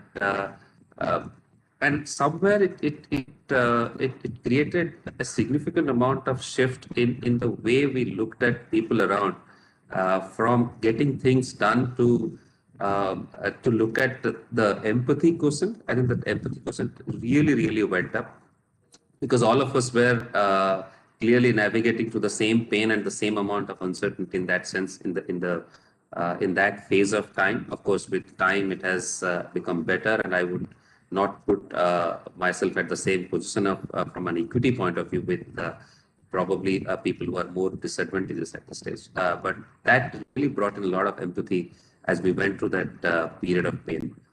So yeah, in many senses, at an individual level, really centered us and brought that question of what is really important to the fore of us. Yeah. No, a quick reaction, Mohit and Hemant, from you as well, and then I know we are just at the end of the grace period that Hemant had given us. I think let me go quickly, Hemant, if you don't mind, but my answer is uncannily similar to Richa's, right? So I had three words in my mind, and I totally agree with that, all of this fused into personal and work-related learnings. So I'd say three things, Rachit. Number one is empowerment, and which led to the point of agility. We had to delegate, we had to empower our people to get things done right up to the ground level. And people were taking calls that we empowered them to do, right? So whether it was supply chain, whether it was sales, whether it was marketing, number one. So I think empowerment was a huge learning for us. The second is execution. And that one really has catapulted to the next level, because when you are having the kind of disruptions that we were seeing, execution just had to be upfront and center. It was store by store, district by district, town by town kind of conversations on what needs to be done, what are the three things, etc. And then the last one that Richard touched upon, which I think is the biggest because it's the most transformative, is empathy. And I don't know whether I can put an ROI number onto that, Rachit, but I'd say that's probably the biggest ROI, because as we invested into our people, both from a financial, physical well-being, mental well-being, livelihoods as we call, the response was just unbelievable. The way people responded back to the commitment that we saw was just unbelievable, and which is why I believe that's probably the highest ROI. And it's there are 5 E's of leadership, as they say. I think we've added 6th in this year, which is empathy, and it's probably the biggest at this stage. So that's from me. I think it was, very interesting question, Rachit, and it was so fascinating to hear from each of my panelist friends, and because everybody has went through similar experiences and done very well out of it and learned quite a bit, both personal, professional. But as I was listening to everybody, suddenly a thought was coming to my mind, is that today we are, praising our teams for have done a phenomenal job. who was stopping them from doing it earlier? Was this the leadership which never trusted or never believed? We now say they can be empowered, but why didn't we empower them earlier? Did we saying, empathy was important? Who drives the empathy? Leaders drive the empathy. So I think it's a wake-up call, right, for us as well, in terms of that, they did a great job. Maybe they always did a great job, yeah, right? So, just as a parting note, Rachit, like. No, thank you. Hemant. I mean, as always, just enough and more, meat on the bone for everybody to ponder. I think, and I, at least my personal reflections have been, said quite well. And without boring the audience, I would just say that I think, one reflection I had was that, the spirit of human to human counsel. This is something that's happening right now. I think is in a world like this becomes even more amplified. It is no longer, it's not about the transaction, but very often about how elevation in some of these discussions and the advice that we as people give and exchange with each other. I think the importance of that, in my view, has of course shot up. Of course, my second learning is that it is very, very hard to make a 5-year-old sit in front of a virtual class, which is one of my, it is one of the toughest things that I have done in my lifetime, and it has been seriously hard to do. But hopefully, I don't get to do that too much going forward. So thank you very much to the panelists. I think it was a, as expected, a absolutely 5-star conversation. Thank you very much for sharing your insights. Thank you very much for sharing your perspectives, and thank you very much for being guard down rather than being guard up in a discussion like this. And to everybody through the audience, do stay tuned in. We have over the year there is going to be a lot of interaction, a lot of information exchange that we will do from this platform. And stay tuned to see the math of the $600 billion number. Thank you, Rachit. Very good. Thank you for your, moderation of the event. Thank you. Thank you. Thank you so much, all members, for joining the session. And I request all the participants to please tune in at 3:30 p.m. for another very important session on building trust in food processing ecosystem. Thank you so much once again, all of you.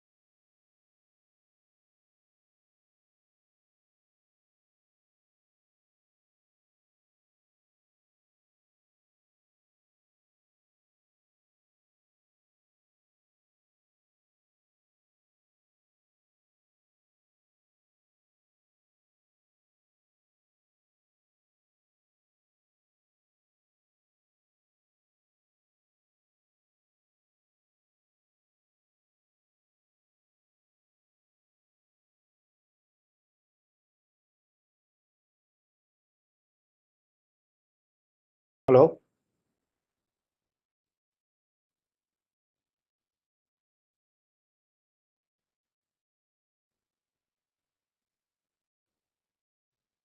Hello, Abhinav?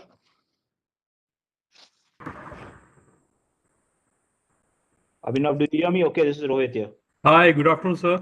Very well, can hear you and see you. Good to see you. Long Yes, time.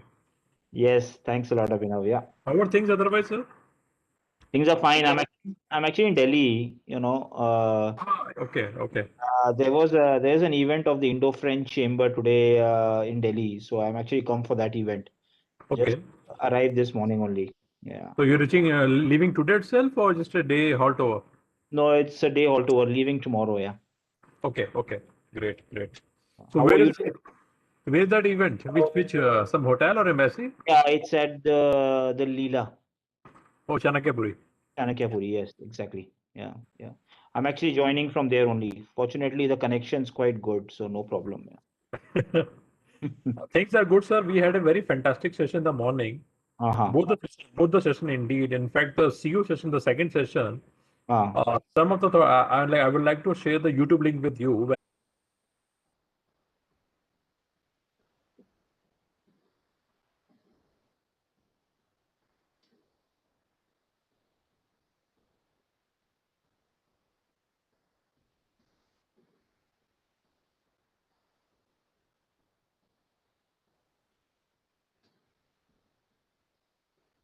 Where you want to start?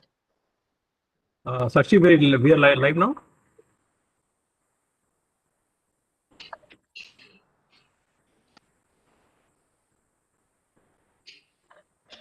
Give me a moment, sir. Yeah.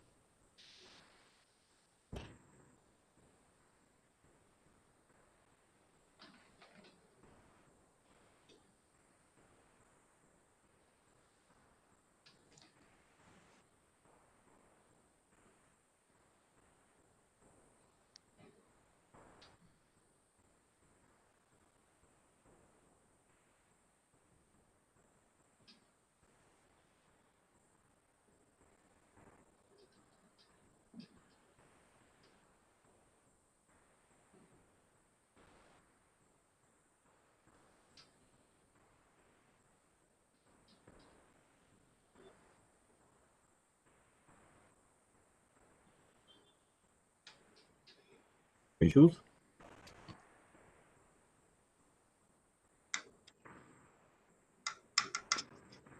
We are live now. Yeah. Sakshi, we are live now. I think so. Yeah. A very good afternoon and a warm welcome to all the participants who have joined for the 13th edition of FICCI Football India. We are now going to begin the session 3, which is on building trust in food processing ecosystem, synergizing government and corporate initiatives.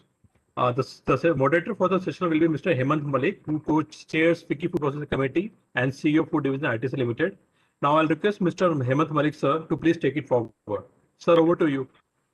Thank you very much, Abhinav. Thank you, ladies and gentlemen, for coming and joining this session. I must say that we would like to start by thanking the industry partners who are making this event successful. So we've got the list out here: Abbott, Amway, Cargill, IFF, ITC, Kellogg's, Marico, Mondelez, MTR, Rocket, and Zydus Wellness. Thank you very much for that. I am very excited because I've got a very esteemed set of panelists to discuss the session on building trust in food processing ecosystem and how government and corporate can work jointly towards this. So I would like to start by introducing, Sakshi, you're going to put the slide on? Next slide? Or am I don't have control. Yeah. Oh, that's me. Carry on. I'm Hemant Malik. I work with ITC and I'm also the chair of FICCI Food Processing. Next.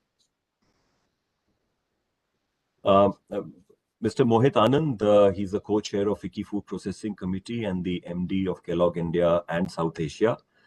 He's got extensive experience in marketing and operations across functions spanning both India and overseas. And he's an extremely articulate speaker. I'm very grateful that he's here today with us, and we look forward to your views, Mohit.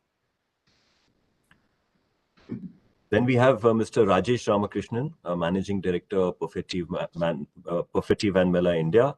He's a veteran with 26 years of experience in general management, sales, and marketing. And he's the responsible for overall operations of the company for India and Nepal. And he's worked across many companies and therefore brings in a lot of experience, both Indian and global. Thank you, Rajesh, for being here. Thanks, Hemant. We have Mr. Gautam Sharma, Managing Director of Indonesian Foods. He's IIT and IIM graduate, and he's the first Indian, or rather first non-Japanese Managing Director of Indonesian. Gautam brings a lot of experience of working with Glaxo, FICCI, Gillette at very senior positions. Thank you, Gautam, for taking time and being here with us. Yeah, thanks, Hemant. Thanks. We have Rohit Markan, Managing Director, Rocket India. Over 20 years of professional experience and has successfully led commercial function at Rocket and helping build highly motivational team. So we look forward to your story on sustainable business development in India. Thank you, Rohit, for being here. Thanks a lot, Hemant. We have Mr. Tarun Arora, CEO, Zydus Wellness Limited. Zydus Wellness is a key player in consumer health and personal care with powerful brands like Sugar Free, Glucon-D, Complan, which they recently acquired, Nycil, Neutralite, and Everyouth. Thank you, Tarun. Tarun brings in a huge amount of experience, and we look forward to hearing his views on this very important topic. Thank you, Tarun. Thank you for having me.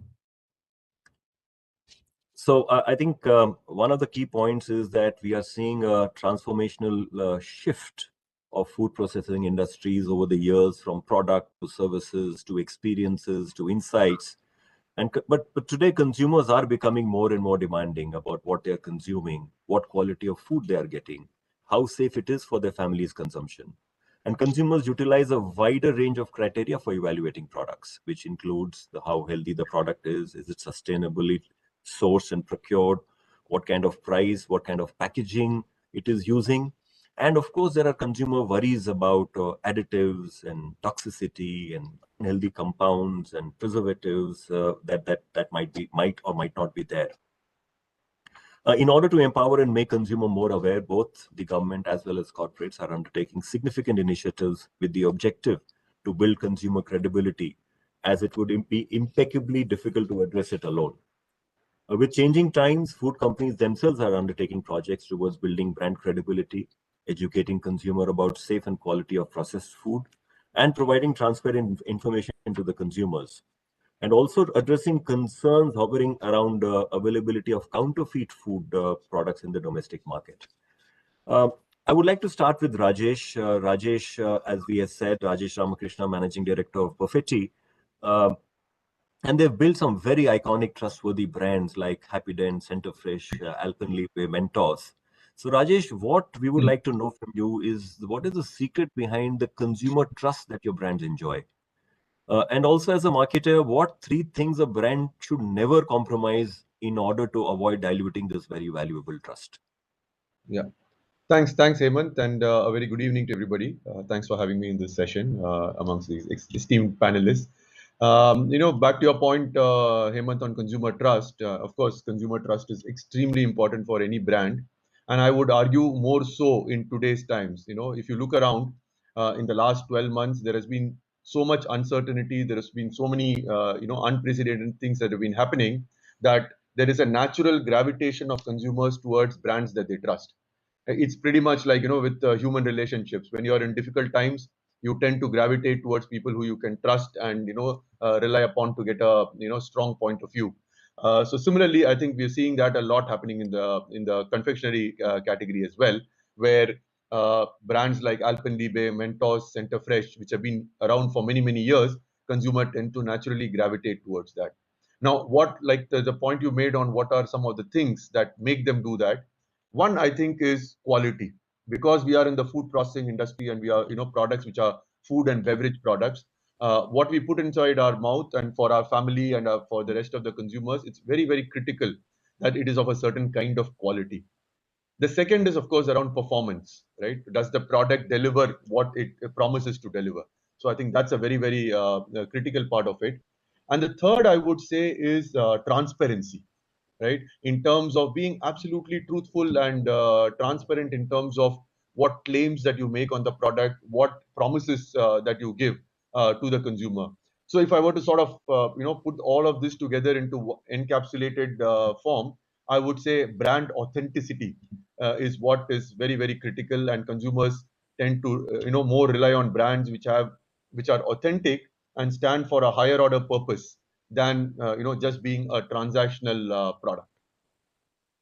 Would you like to give any example, Rajesh? Yeah, I mean, a couple of examples come to mind. I'm reminded of the controversy that used to be there around Kurkure, for example. When I used to work for PepsiCo, there were these, murmurs from certain quarters that Kurkure has plastic and things like that, right?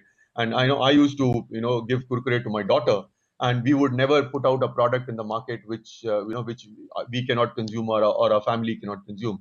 So again, one of the learnings from there was be absolutely transparent. The factories and the facilities are open for scrutiny. Be very open about what kind of ingredients go into the product, and I think a certain level of consistent education to consumers is very, very critical, so that consumers understand what goes into the product and what really makes the product, right? So I think that was a very big learning from there. And again, I was not personally involved with it, but if I look from a distance on the Maggie story again, where there was this huge controversy around Maggie, I thought it was extremely well handled. And again, one of the key things that stood out for me there was the transparency and the openness of communication, which really helped consumers to understand what was behind it and get to know for themselves, so that they can again, and now Maggie, the way it's got back in terms of just having rebuilt the trust, is a good example of that, I suppose. Interesting, Rajesh, and then interesting you took the example of what happened to the noodle category per se a few years back. And we have actually Gautam here, and Gautam was there in terms of seeing it very, very close on hand. So Gautam, would you like to share your experience and what the learning that you have about this trust aspect about with consumers and what can happen by Yeah, sure. Yeah, thanks. Yeah, it's interesting that Rajesh brought it up, and you and I are both participants in this category. Actually, I was there at the time when this Maggie crisis happened, and the industry, the two important things that come to mind to talk about, because the topic is building trust.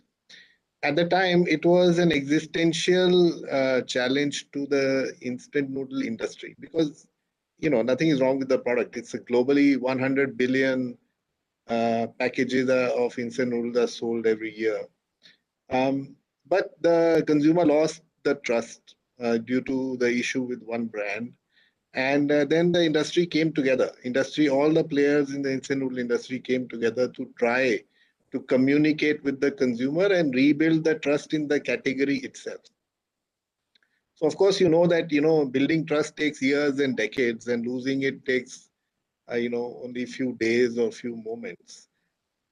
Fortunately, the government authorities who we spoke to at that time also, supported the fact that the correct picture of whatever the issue was should be communicated with the consumer. And then we were able to, as an industry, go back and share and keep on communicating that there's nothing wrong with the product. It's a good, affordable, convenient, easy food like we have found in the pandemic.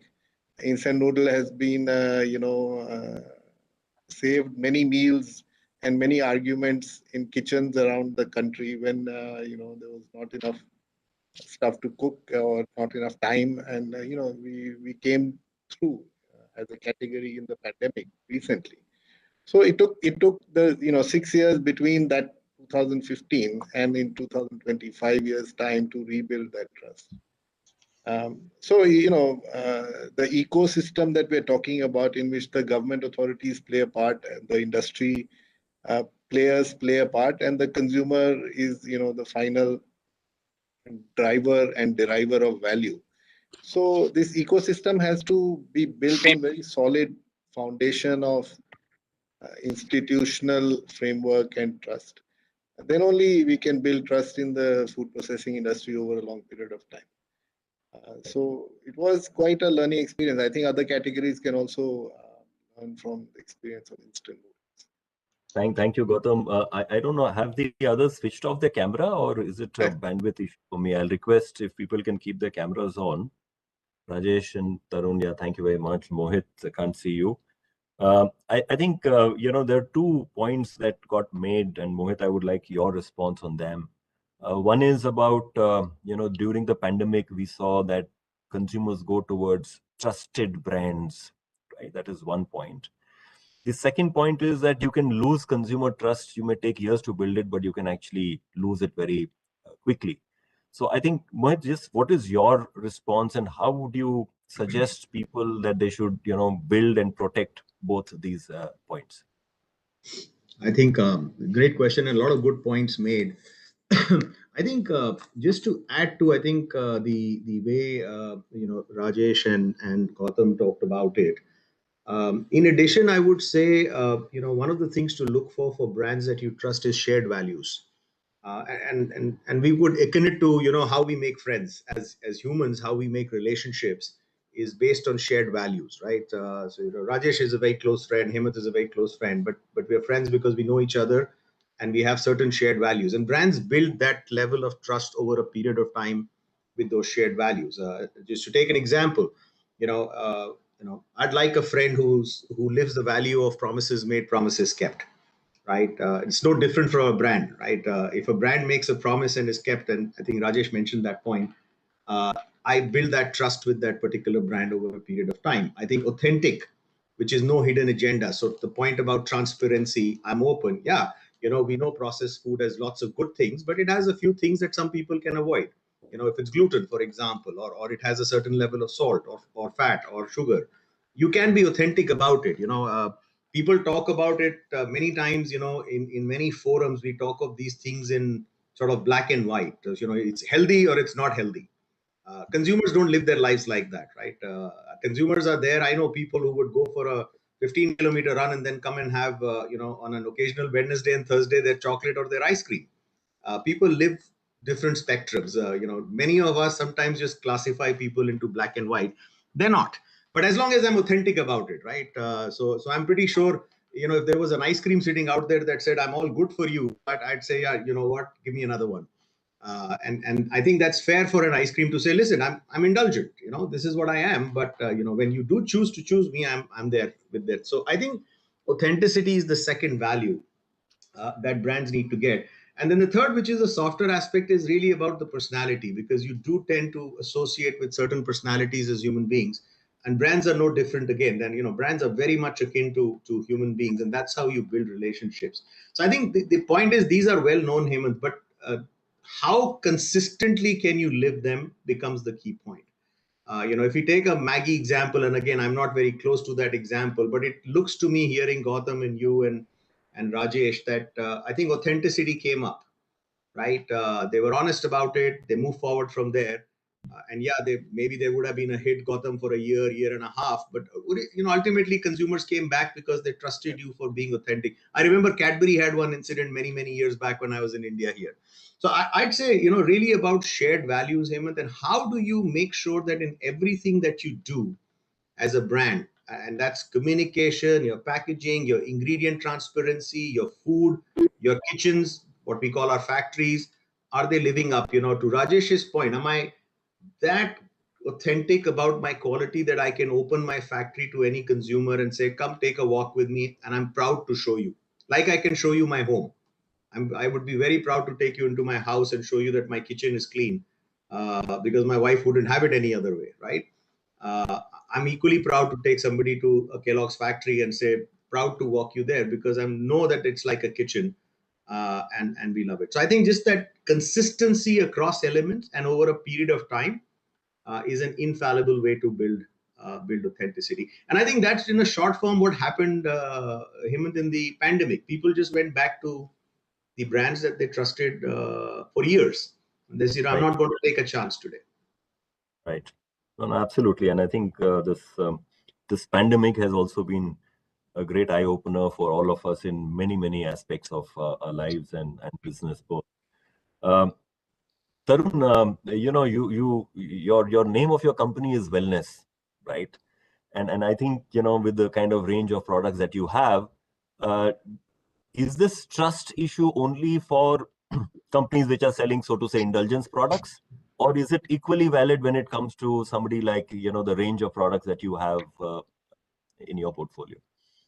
So thanks, Hemant, for asking this question. And I heard, what Rajesh and Gautam and Mohit talked about. And I think Mohit really well covered some of those points. And I think the same fundamentals apply to across all brands that consumers interact with. A trust is relevant quite a lot in food products, but also even in personal care products, I see. But food products, whether you're dealing with a Complan or a Glucon-D or sugar-free or a Neutralite, I think consumers interact with each of these brands, and trust is very fundamental to each of these brands. And decades of experience with the brand and does play a huge role in how consumers, believe in these brands, trust these brands. And I would say I'll take two examples which are fairly relevant from a Zydus Wellness perspective. One is, of course, one brand where we have a substantial share, but for us, we are dealing with a situation where consumers' trust is constantly a task for us, because that's the sweetness. Because when you really look at it, the sweetener space, the sugar substitute space, there is a whole lot of things that go around in the public space, which is not backed by scientific data. And we have to go extra mile to keep educating consumers and sometimes regulators or any key opinion people that, look, some of the things that you see bad press on saying that these are not safe are actually really safe. Even a European Food Safety Authority is saying this, and this regulator globally is saying this. This is the data, and we actually have to go about explaining to consumers. So the matter of trust, I think, plays out in everything that you consume, and we've seen this firsthand for our brand Sugar Free, where we are going that extra mile to build the consumer trust on safety aspects of consumption of it. And some of the data which is not necessarily backed by sufficient scientific evidence is floating around, and we have to go an extra mile. So that's the first example that we are dealing with. The second one is on the nutrition brand Complan. A lot of, again, information and opinions get formed and get discussed. So being consistent and being authentic, like Mohit said, I think is the only way one can build a nutrition brand. And we do experience some of these challenges. And one of the things that we've done is to help consumers educate on some of these benefits, and also do a fair amount of advocacy around what the product really does and how it helps, using some clinical evidence to build trust around it, and not just above the line claims. Thanks, Arun. So what I hear you say is that depending whatever be the product format, the need for getting consumer trust, winning consumer trust, cannot be something that can be wished away. And I think I'll come now to Rohit. The point is that so far what we have been talking about is more in terms of what we as manufacturers, we as marketers, we as advertisers give as information, as trying to be credible.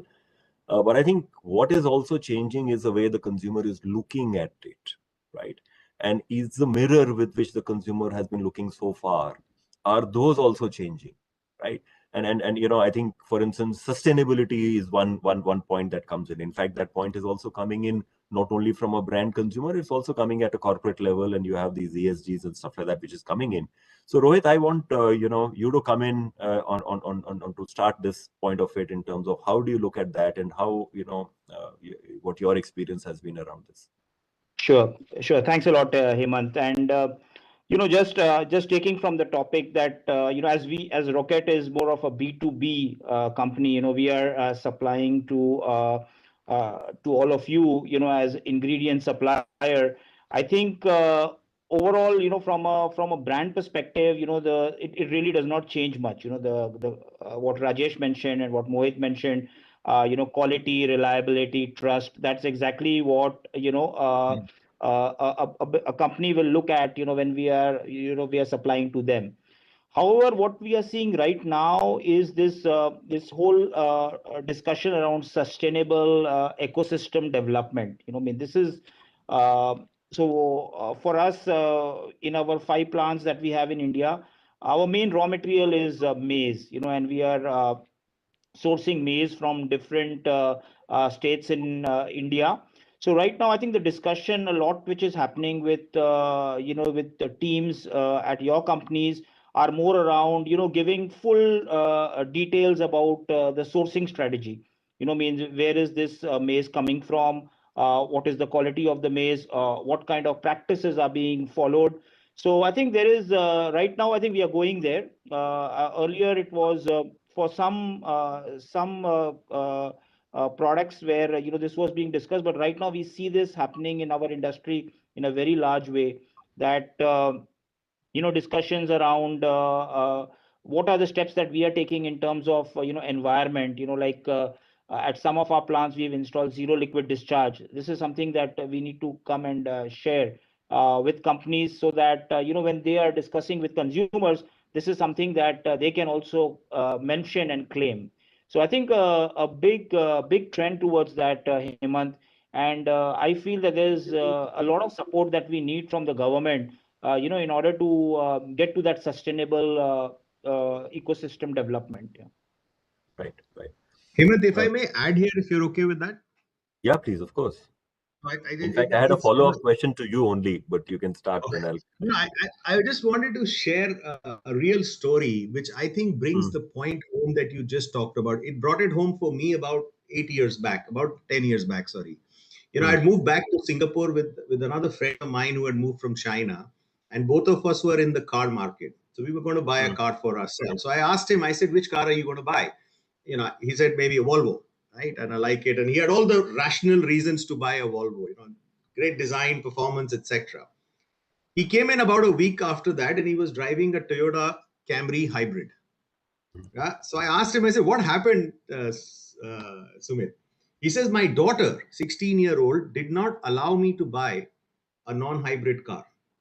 And I think that brought me home that the generation that is coming in, the purchase drivers, you know, this typical thing we talk purchase drivers, those parameters will change very rapidly. So it's not a surprise that the auto industry is going to get disrupted, because the consumer will stop measuring the purchase intention on what we understood as traditional, and is going to put a lens of the environment and sustainability. The same thing is happening on food, as you know, right? The organics, the you know, the sourcing, the ability to be able to be transparent, all that stuff. So I just thought I'll share to build the point that consumer is going to start choosing on that, and the brands will have no choice but to go there. I think it's a terrific example, Mohit, that you've given. In fact, I'm just referring to, I think, the session before, where you had made a point about Kellogg's was probably one of the first companies to print nutrition labeling on its packaging way back. And then it became like an industry standard. Now, going forward, what do we think are the kind of information consumer would expect on the label? That, sometimes it happens by regulation. I think mostly we respond to consumer needs much stronger than, just because it's a regulation. If it's just because of regulation, you try to find and debate and discuss and whether it's right or not. But the moment the consumer comes in and says, this is what I want, it becomes very difficult for you to say, sorry, I will not give you, because that becomes a marketing, selling, brand trust proposition. So what are some of the things that you see, Mohit? And I'll ask this question to the others as well who can add to whatever Mohit has said. I guess it's a very interesting question, Hemant, and we're all learning on it, to be honest, as you know, right? But I think fundamentally there are three things that consumers will tell us. They'll say, and I'm taking a little bit of a global lens here, Hemant, because Achha, we can't see you, Mohit. We like your expressions. My video No, is on here. Let me just shut it and start it again. My video is on here. I see. Okay, maybe there's a bandwidth issue. No problem. Can you see me now? I can see myself. That's good. It's a little bit narcissistic to say that, but I don't know. I can.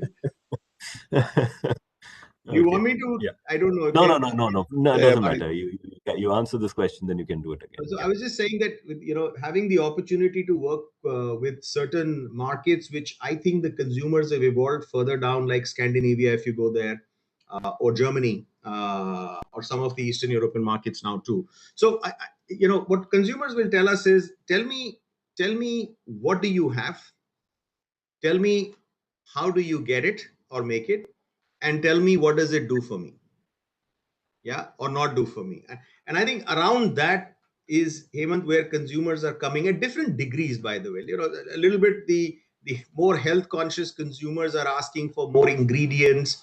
A little bit more people with a bent of mind towards sustainability will go into say, tell me where you source it from. If you go to markets like Canada, there's a lot of local sourcing that gets you the premium. So, is it sourced out of my own farmers, or am I importing this from Chile and China, right? So I think depending on the consumer's evolution, but there are three buckets that we are hearing from consumers. What do you have, right? Is it what's good and what is bad? And I think they look for that authenticity, by the way. You can't be a chocolate and not talk about sugar, or you can't be an ice cream and not talk about fat and sugar, but they're okay with that as long as you are honest about it. I think the second piece is, how do you make it, or where do you get it from? So, I used to work for the tea market for a long time, for the tea business. Sourcing and what we called as where it comes from it was actually a marketing tool. Yeah, so high grown Ceylon teas were more premium than say a Nilgiri tea, right, or a Kenya tea. Now nobody knows, to be honest. I can tell you there is no proven evidence that high grown Ceylon tea is better than Kenya high grown tea or Eastern Dip, but there are certain beliefs that consumer have, and they want to know whether they like where it's coming from and is it authentic. So Madagascar vanilla, for example, right? It is one of the best vanilla that you can buy in the world. And Ghana cocoa, right? We know that. So I think that's the place. Where do you come from? Or in certain cases, how do you make this? Is it baked? Is it fried? Is it air baked? What is it, right? And consumers have their own perception of that. And then the last one, I think, which is the most tricky, is what does it do for me, right? Or not do for me in certain cases. And I think that's where the evolution will go. But there's a lot of science that is missing there, and it's not an exact science in terms of nutrition and impact on large populations. But I would say these three buckets, Hemant. Right. Thanks. Rajesh, you'd like to add to it? Yeah, I mean, I think... or question some of it? No, I don't dare to question Mohit on any of these matters. But in terms of what are the three buckets, I think absolutely spot on. But what I'd like to present is one other perspective to the whole thing, which is that I think it's very, very important to look at these things from the context that we are in and which kind of market we operate in. I mean, if you look at a market like India, and Mohit used the example of, say, a market like Scandinavia or Germany, that kind of a profile of consumers is a very, very tiny sliver in a larger context of India, right? So I think that's point number one. So it's very important, to take a practical approach in terms of what's possible and what's not possible, without losing the core authenticity of the brand. So I think that's very important, but it's also important to take a bit of a practical approach around it. I think that's something that I wanted to share. The other piece of it is how much of a responsibility the brand has in terms of educating the consumer, because we as a certain part of the society are aware of fat, sugar, salt, and the benefits of it in some cases, and the damage it can do if it is consumed in copious quantities, like any other product, I suppose. But I think that level of education in terms of how do we explain to consumers in a systematic manner, in a consistent manner over a period of time, I think that also becomes very critical. And the last part of it is, I mean, if you look at some of the packaging formats that we have, and especially I can talk about confectionery products, we sell 90% of our sales in those mono packs, which are literally, 3 centimeters by 1 centimeter, right? Now, it barely has space for the brand name and a couple of other, benefits to be talked about. Now, in a pack format like that, which is portion controlled, how much of, information can we really provide to consumers without diluting the core message that we want to communicate? So I think these are a few considerations, let me say, to keep in mind as we explore some of these things. But otherwise, in terms of how to go about it, I think Mohit was spot on that one. Yeah, I think you did mention high fat, sugar, and stuff like that. We also have a snacks business, and every time you do consumer research, and people will say, yeah, health is very important, and then you launch a product and you call it healthy, and people say, no, but I actually am looking for taste, because if I want health, I will try and balance it through something else, right? So it actually, so I think it's horses for courses at one level. To that extent. But I think Gautam is a big, player in this area. So I look forward for his perspective on this.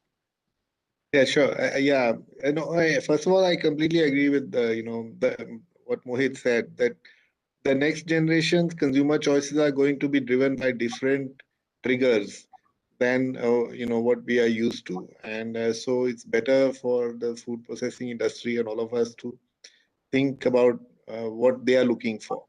And health and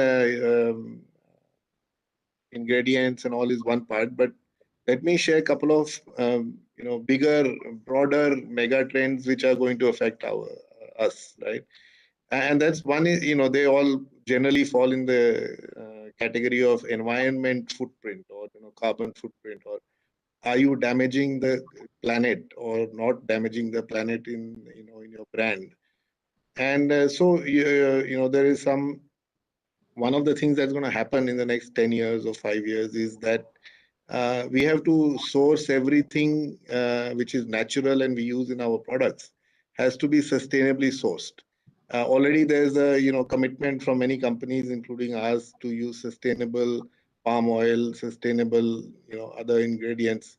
We have to make sure that we are not overusing the resources of the planet. So the consumer will ask from each brand, is the ingredient going into your product comes from a sustainable forest or a sustainable, whatever. And if you say no, they will choose somebody else. And the other is the non-degradable packaging that we're using in our industry. At the very minimum, we have to say that we are recycling or we are contributing to getting somebody to recycle every ounce of plastic that we are using to bring the product to you. Putting plastic out and not making it recycle is not going to work globally, and I'm sure in India also. And so I think, as a reaction, our industry, my company, since they are Japanese, they plan long term. So they have just published that by 2030, all the businesses that they run around the world will have only sustainable sourcing and fully recycling all the plastic, that they use. And I think it's going to become a minimum requirement for brands to say to the consumer if they want to build trust with the next generation. Yeah. Gautam, thank you very much. And I think you raised this point on sustainability and even on plastic. And I think the rules are there. Government has come up with the rules. There is a whole EPR responsibility that is there on every producer. And in fact, in quotes, they call it polluter. And I think there are, and there are challenges that will happen because, one is you can recycle, but then you have pack sizes which are very small, as Rajesh was talking about, right? And there is a product format which you can't do anything with. And particularly in food packaging, you cannot make food packaging without plastic. And therefore, there are two aspects of it. One is collection, and the second is in terms of consumer awareness. Because if you don't segregate, you can't recycle. Right? Yeah. So otherwise, it's impossible to separate it, within that. So Tarun, your your views on how companies should approach this entire EPR and consumer education around plastic? So I think the point well brought out by Gautam. The fact is that consumers will look at what is your contribution to building a sustainable planet, and I think another forum I heard the bigger point on purpose, planet, people. Uh, as the new conversation tools. I think the fact about planet and people will get more momentum. Consumers will seek out brands which are going to be more providing more sustainable uh, packaging, more sustainable ways of having their offerings to them. And to my mind, from a company's perspective, I think we will have to educate consumers on some of our ways. And my first fundamental belief in building sustainability and uh, way forward is that we have to believe that economics and sustainability are not at conflict with each other. There are enough opportunities where we have gone back and relooked at the packaging material we use, both in quantity and the content and the types. There were options available. We just didn't try hard enough. So clearly, as uh, as manufacturers, as marketers, I think first introspection is by us that are we doing enough uh, to ensure that we are minimizing the use of plastics or pollutants which will hurt the planet from a long term. Second is uh, being bold enough to take medium to long term calls of saying that I will do this, and I being ready to put it out on your packaging or your communication. I think those will matter a lot. Consumers will seek out brands who demonstrate an intent and actions in that direction. I don't think we can shy away from it or hope that it will pass. It shall not, because the government is watching. But more importantly, I think while government will watch or will do actions, the consumers for certainly, and I think Mohit's example was a fantastic example of the new generation who's even more conscious of these actions or these things. So as producers, I think we need to first look at ourselves.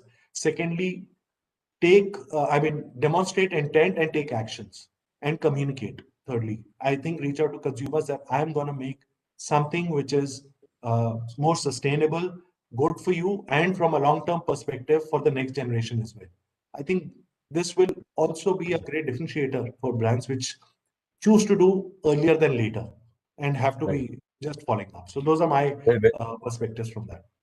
Very, very interesting, Tarun. In fact, we at ITC have been on this journey for many, many years now. And I think we are global benchmarks on water positivity. We actually, sequester more water than we consume, twice that amount, carbon positivity, and zero solid waste. And now in the whole aspect of packaging, that's also coming up. And I think you raise an important point that it doesn't actually increase cost. Actually, at times it actually reduces your cost. Because when you start getting into it and when you start putting your minds to it, you find solutions which were always there. But, it's like somebody just posted a question which is not on plastic, but which is on craft paper. And, the prices have gone through the roof. Correct. And availability is going to become a stretch. And one of the things that when you look at it, you find that for some reason, the same carton could have become bigger. Right, and you could have put in more because the cart can take at least 15 kg, and 15 kg is not so difficult for anybody to pick it up also. But because you benchmark against competition and because you do something and all, and so everybody using a 7 kg carton when there is so much of space over there. So I think there are some low-hanging fruits itself over there that can make a difference. One question that I have is in terms of how does social media see some of these trends, and I'm just now taking I'm saying there is a point of view that Gautam also made that the next generation of consumers is going to be doing ABCD, and he's right at the same time. But there is a lot of social media and WhatsApp kind of a thing which is coming and impacting brand trust as well. So how does one go about battling misinformation? Because you find that if it is wrong information, it is more, it's more virality in it than if it is a truthful information. So any thoughts on this, Rajesh, Rohit? I'll let Rajesh go ahead, more from a consumer perspective, right? So. Yeah, sure.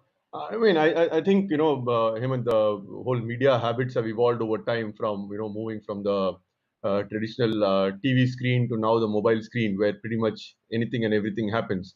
And in a way, it's great because it offers opportunity for, true engagement with consumers, which is a two-way process. Because, there are so many ways in which through gamification, through, curated content creation and so on and so forth, you're able to offer consumers that much more engagement, not just on your product and brand, but on what the brand actually stands for. And those are possibilities which have become really, really good. So, for example, on a brand like Chupa Chup, which is all about playability with the product format, we are able to now create lovely games with it, which can keep kids engaged, and they get to learn from it. They consume the product, and they also get educated about it. But to your point, I think the flip side of it is, yes, and I think Gautam made this point early on, which is that it takes years and years to build trust on the brand, but all it requires is a few minutes or hours to sort of bring it down, and I think that's where this becomes a bit of a double-edged sword, where there is so much, I would say, misinformation, misrepresentation that could potentially happen, with all these WhatsApp groups and the various forms of social media. That's ongoing risk that many brands have to sort of grapple with. And I think there, the important thing is, one, again, going back to the point I earlier made, which is, with great level of transparency and authenticity, we put out what we believe is the right thing about the brand in terms of information that we share.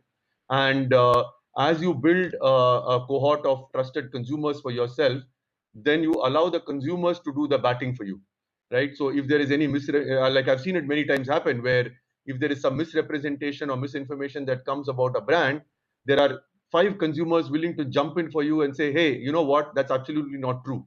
And I think that's the only way you can sort of really deal with it, because it's virtually impossible to go and respond to every single of those millions of counters that might come up in the social media. So building that strong cohort for your brands is very, very critical. And of course, you can continue to monitor social media, see what's going on, and keep your eyes and ears open for that. But having brand evangelists is probably the best way to deal with it. Good. Yeah. Thank you. And Hemant, maybe I can Sorry, just Rohit, I add. have one question to you, and then you can answer both the points. One is that, one of the other trends that is coming is in terms of plant-based proteins, meat replacement, vegetarian eggs and stuff like that. So do you think this is only a European and a US phenomena, or you think there is, there is something that can happen in India as well? Sure. Hemant, I'll just first answer just to build on what Rajesh mentioned on the social media front, because that's where we also have a good example wherein many of our products, one of our biggest challenges, how can we increase the education? Say for example, a product like a fiber. We know that as a country we have large challenges on diabetic population, cardiovascular diseases. And there are today products which are available, which are dietary fibers, which can be, incorporated into formulations. So this is where, we have seen, social media has helped us a lot, wherein we can put in small videos, explaining what does the fiber actually do inside your body, how does it ensure maintaining a good gut health, and why good gut health is so important, to avoid things like diabetes and cardiovascular diseases. So that is where we have seen some major advantage as a B2B company, that social media is doing for us, right? On the topic of plant-based proteins, Hemant, as you know, Rocket is kind of leading the way in plant-based proteins, especially pea protein. We already had manufacturing units in France, for making pea protein, and now we're putting up a very large unit in Canada. what we see this, of course, to your question, the trend is extremely strong in Europe and US, especially related to, hypoallergenic, nature of some other proteins where, a lot of people want to go for plant proteins. But at the same time, we see this trend very strongly in India as well. There is a lot of customers, which are asking for plant-based proteins and doing formulations with plant-based proteins. Again, the only difference I would say is that, in India, generally our food, does have, a lot of protein that we take from like lentils and things like that, which is not the case in Europe and US. But I think the trend is, I think it's very, very strong in Europe and US, and I think it's emerging in Asia. So we definitely see that as a strong trend going forward, with plant-based proteins. Interesting. There is always this debate about, brand purpose. So, Tarun, you have such an iconic brand, Complan, in your portfolio, and how do you believe it can serve a higher purpose than its core functional attributes?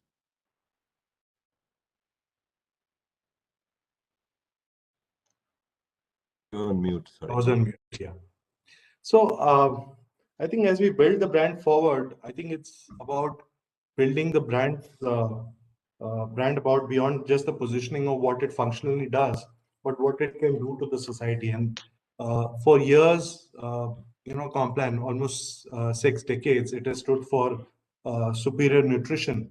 And how do we make Complan really stand for nutrition for all, and specifically for the the segments which have a significant need of nutrition in the given environment.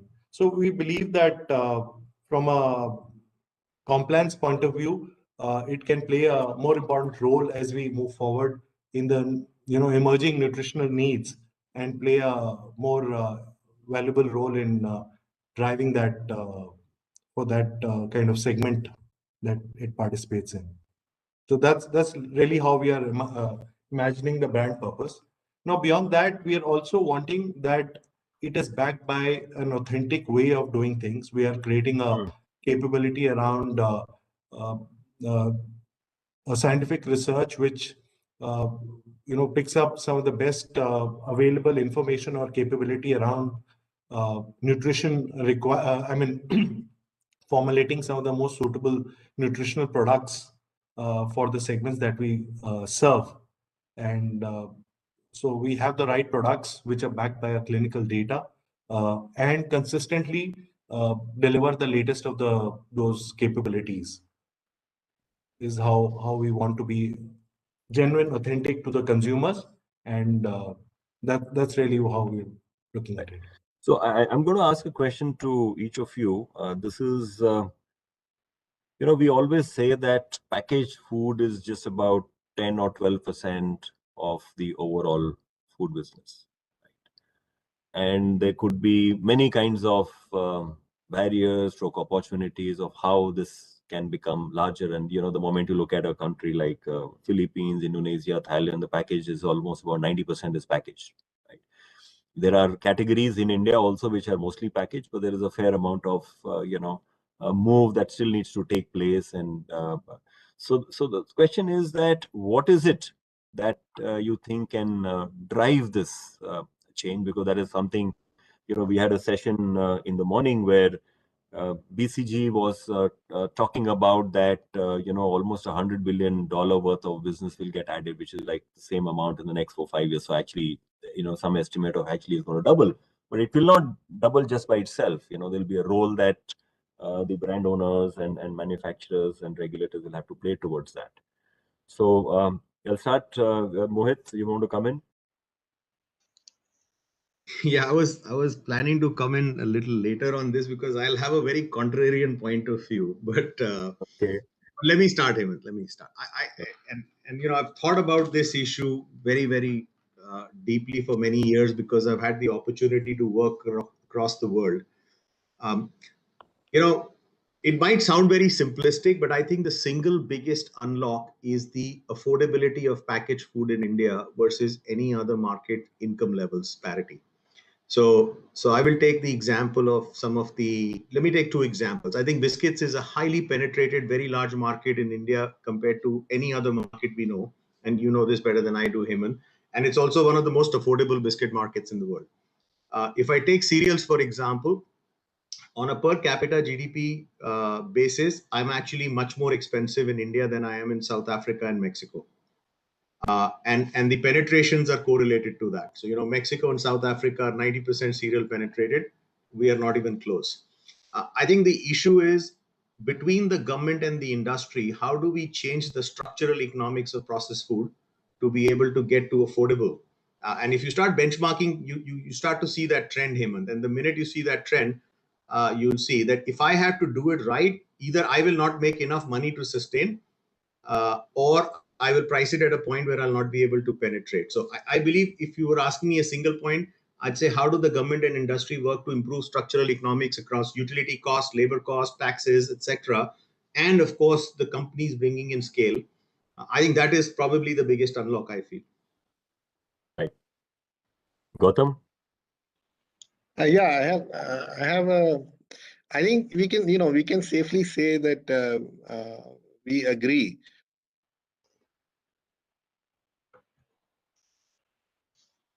Sorry, I lost Gautam after. I think we lost Gautam. After Gautam has agreed, he just decided to. He said, bye-bye. Thank you very much. I'm done.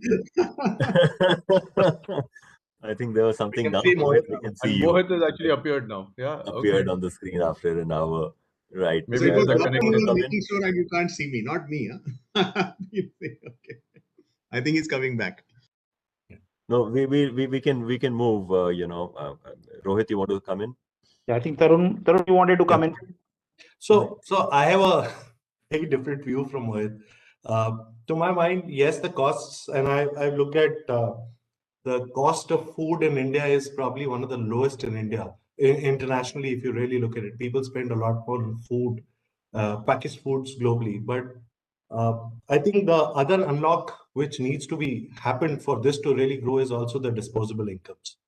And I think, to my mind, while inflation and other things are holding back, will increase the cost of food, but I think the bigger unlock, to my mind, will be the change in disposable incomes, which sometimes we do not see are moving at much faster rate, and I think will be biggest drivers of people switching on to branded food products. Of course, there will be concerns on hygiene, which the loose food items have, and there are enough examples of that.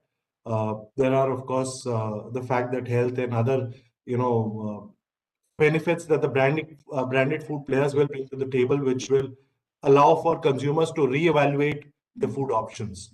So the category development led by a lot of these, product development and innovation, concern on hygiene and improved disposable incomes will drive it far more. Yeah, of course, the unlock which Mohit mentioned will help the growth of food, branded food items. But I think irrespective of that, I don't know the numbers BCG talked about, but I think the progress of branded foods is here to stay and will grow at a disproportionate pace irrespective of the government's intervention. Yeah, Rohit. Yeah, Hemant, maybe I again comment more from an ingredient perspective, and what is really required to really grow processed food. As majority of the work that we do is all in the processed food globally. But some of the challenges that are there in India can be overcome by innovations. And there are many of these innovations available. I will just take an example, like, we know that we do not have a very good, well-developed cold chain network in India, and that's what poses the problems for a lot of products, when they are going through a freeze-thaw cycle, and if they are not getting a proper cold storage arrangement. But, there are products which today, like modified starches, when you incorporate that into your product, it can really take care of these challenges that are there. However, the big thing that we see is when you need to get that through the regulation, in India, it's very, very challenging and takes a very long time. So a similar thing in, I was just talking to you about fibers, but we are trying to get fibers through the nutraceutical regulation approved as a prebiotic, but the time that it takes to get these products through regulation is very huge, and that, I think, is also a big deterrent, for the growth of the overall processed food. So I think that's my perspective, more from an ingredient perspective, Hemant, on Very growing the interesting. processed food market. Very interesting. Gautam, sorry, we could not hear you. Yeah. Yeah. Can you hear me now? Yes. Yeah. Yeah. I'm so sorry. My computer decided to restart just at the time when I was going to start. Yeah. I just what I was trying to say was that I think we can all agree that the food processing industry should contribute more to the economy and the growth of the Indian economy and the global footprint of the Indian economy. The question is, how to execute to get there. And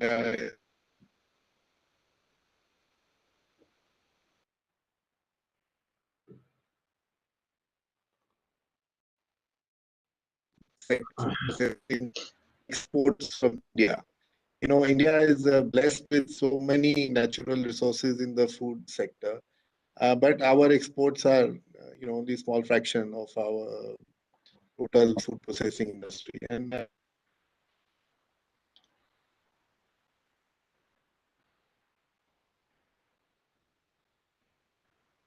I think we are having problem listening to Gautam. contribute to the Indian economy as well as Right. Thanks, So Gautam. we all need to work together and along with the government, all stakeholders to really make India a food processing powerhouse.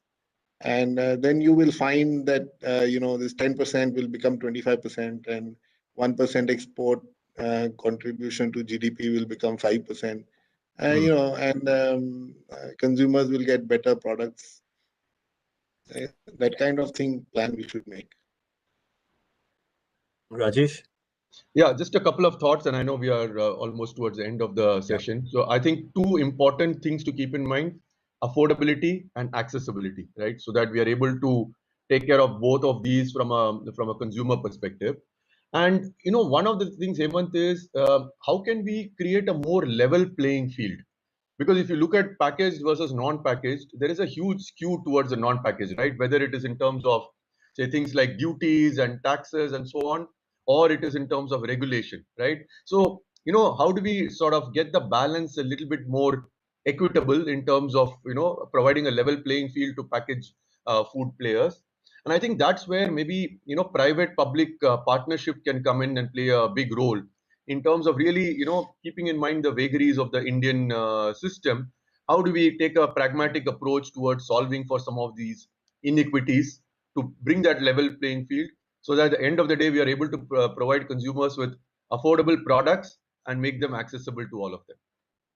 Right, right. Thank you very much. I think you've covered a fair amount of ground. Thanks for your time and all the people who were there on the call.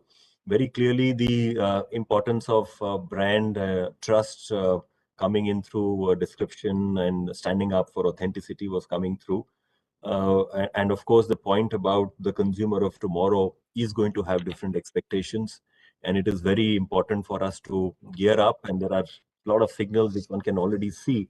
And therefore, in terms of what kind of information you show about where are you from, what are you giving, the importance of sustainability, the role on packaging, and all working with the FSSAI on HFSS are very critical. I think the other point in terms of when you look at the opportunity of growing this food processing industry, I think points on penetration.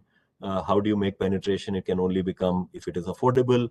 The other point is it can only become affordable if the disposable income increases. The third area is in terms of, yes, you can have both the things, but if you don't have accessibility, if you don't have infrastructure for it to move, it will not help. And I think innovation was a very important point coming in that, just because something appears that it can't be done, but innovative solution can actually make it happen. And there are, many examples that we have. The export opportunity, I think, Gautam, is very critical and very important, and hopefully the PLI scheme should help some of that unlock to happen. And I think on the point on level playing field compared to unbranded versus branded, there are aspects in terms of GST is there, but I think that's when your value proposition needs to come to play as well, right? And I work on Ashirwad Atta, and over the years that category has grown by almost 5-6 times, is because of the conversion that took place. And of course, you cannot be at the same price; you have to be at a premium price because your cost would be a little different. But the consumer still comes to it because of having a very distinct and a clear value proposition.